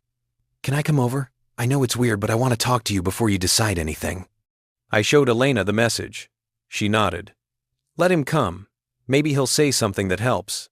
20 minutes later, Marcus was sitting in our living room, still looking uncomfortable in the adult clothes he'd started wearing. He had a folder with him, which he set on the coffee table between us. I've been doing research, he said, about company valuations, equity structures, what's fair. Because I realized I have no idea what any of this means. Dad gave me a company, and I didn't even know enough to ask what that actually meant. He opened the folder, pulled out printouts covered in highlighted sections and handwritten notes. So here's what I learned. Prometheus, the system you built, is responsible for basically all our competitive advantage. Without it, we're just another architecture firm. With it, we're 3 times faster and more accurate than anyone else. That's worth somewhere between 40 and 60% of the company's total value. Marcus, let me finish. Dad's offering you 5%. That's $15 million, which sounds like a lot. But if the system is worth 60% of a $300 million company, that's $180 million. 5% isn't fair. It's not even close to fair. Elena and I exchanged glances. Her 16-year-old brother had just done more honest accounting than his father's entire executive team. I can't give you equity, Marcus continued. Dad controls my shares through a trust until I'm 25. But I wanted you to know that what happened to you was wrong. And that if I actually earn this company someday, if I learn it and understand it and make it mine, I'll remember that you're the reason it still exists. He stood up awkwardly, like he'd said what he came to say, and didn't know what else to do. For what it's worth, he added, I think you should take the money and leave. Start your own company. Build something that's actually yours. Because even if Dad gives you equity and apologizes and treats you better, you'll always be working for him. And I don't think you're someone who's meant to work for other people. After he left, Elena and I sat in the silence he'd created. He's right, she said finally. You're not meant to work for other people. You're meant to build things, lead things, own things. And you'll never be able to do that here. What are you saying? I'm saying maybe the answer isn't choosing between the offer and walking away. Maybe it's negotiating something different, something that actually makes sense for who you are. Like what? Like taking the money but leaving anyway. Use the equity as seed funding for your own company. Build something that's yours from the ground up. Something nobody can take from you or give to their son or tell you isn't really yours. The idea settled over me like a revelation. Not revenge, not capitulation, but a third option I hadn't seen because I'd been so focused on the binary choice between staying and leaving. And us? I asked. She was quiet for a long moment. I don't know, maybe we separate for a while. Give each other space to figure out who we are when we're not trying to navigate my family's expectations. See if there's still something real underneath all the performance and obligation. That sounds like the beginning of a divorce. Maybe. Or maybe it's the only way we survive this. By admitting that we can't fix everything, can't go back to who we were, but might be able to find something new if we're brave enough to try. My phone buzzed again. The Henderson presentation is rescheduled for Monday at 9 a.m. They're giving us one more chance. Please. I looked at the message. Thought about Richard sitting in that conference room looking small and scared. Thought about 3 years of work, of late nights and sacrifices, and the strange pride that comes from building something extraordinary. Thought about Marcus's research, and Sarah's report, and Elena's suggestion, and the rendering servers that I could fix in 4 hours. I'm going to the office, I said. Elena looked up, surprised. To fix the servers? To make a counteroffer. Richard was still in the office when I arrived at 7 p.m. His lights were on, casting shadows through the frosted glass of his door. I didn't knock, just walked in and sat down across from his desk. I'm going to fix the rendering servers, I said. Henderson will have their presentation Monday morning. Full 3D renderings, exactly what they asked for. He looked up, relief flooding his face. Thank you. I'm not finished. I'll fix the servers, train a transition team, and document everything. But then I'm leaving. The relief vanished. What? Your offer is generous. 5% equity, real authority, an actual apology. A year ago, it would have been everything I wanted. But Marcus was right about something. I'm not meant to work for other people, even when those people finally treat me fairly. So what are you proposing? I pulled out my laptop, opened the document I drafted during the drive back. I want 10% equity, vesting immediately. In exchange, I'll spend 6 months doing a complete knowledge transfer. I'll document every system, train your new team, ensure Prometheus can run without me. At the end of 6 months, I walk away with my equity stake, and you have a fully functional system with people who understand it. 10% is Brady. What I'm worth. What Marcus's research showed I'm worth. What the system I built is actually worth to your company. Richard leaned back, studying me. And after 6 months? I start my own firm, software consulting for architecture and design companies. I'll even give Castellano a preferential rate for ongoing support, but I won't be your employee anymore. I'll be your partner, then your vendor, then just someone you once knew who helped save your company. Elena, that's between me and her, but we both need space to figure out who we are when we're not performing for your family. He was quiet for a long time, fingers drumming on his desk. I watched him calculate the cost of losing me entirely versus the cost of giving me what I was asking. The risk of accepting versus the certainty of rejection. 15%, he said finally.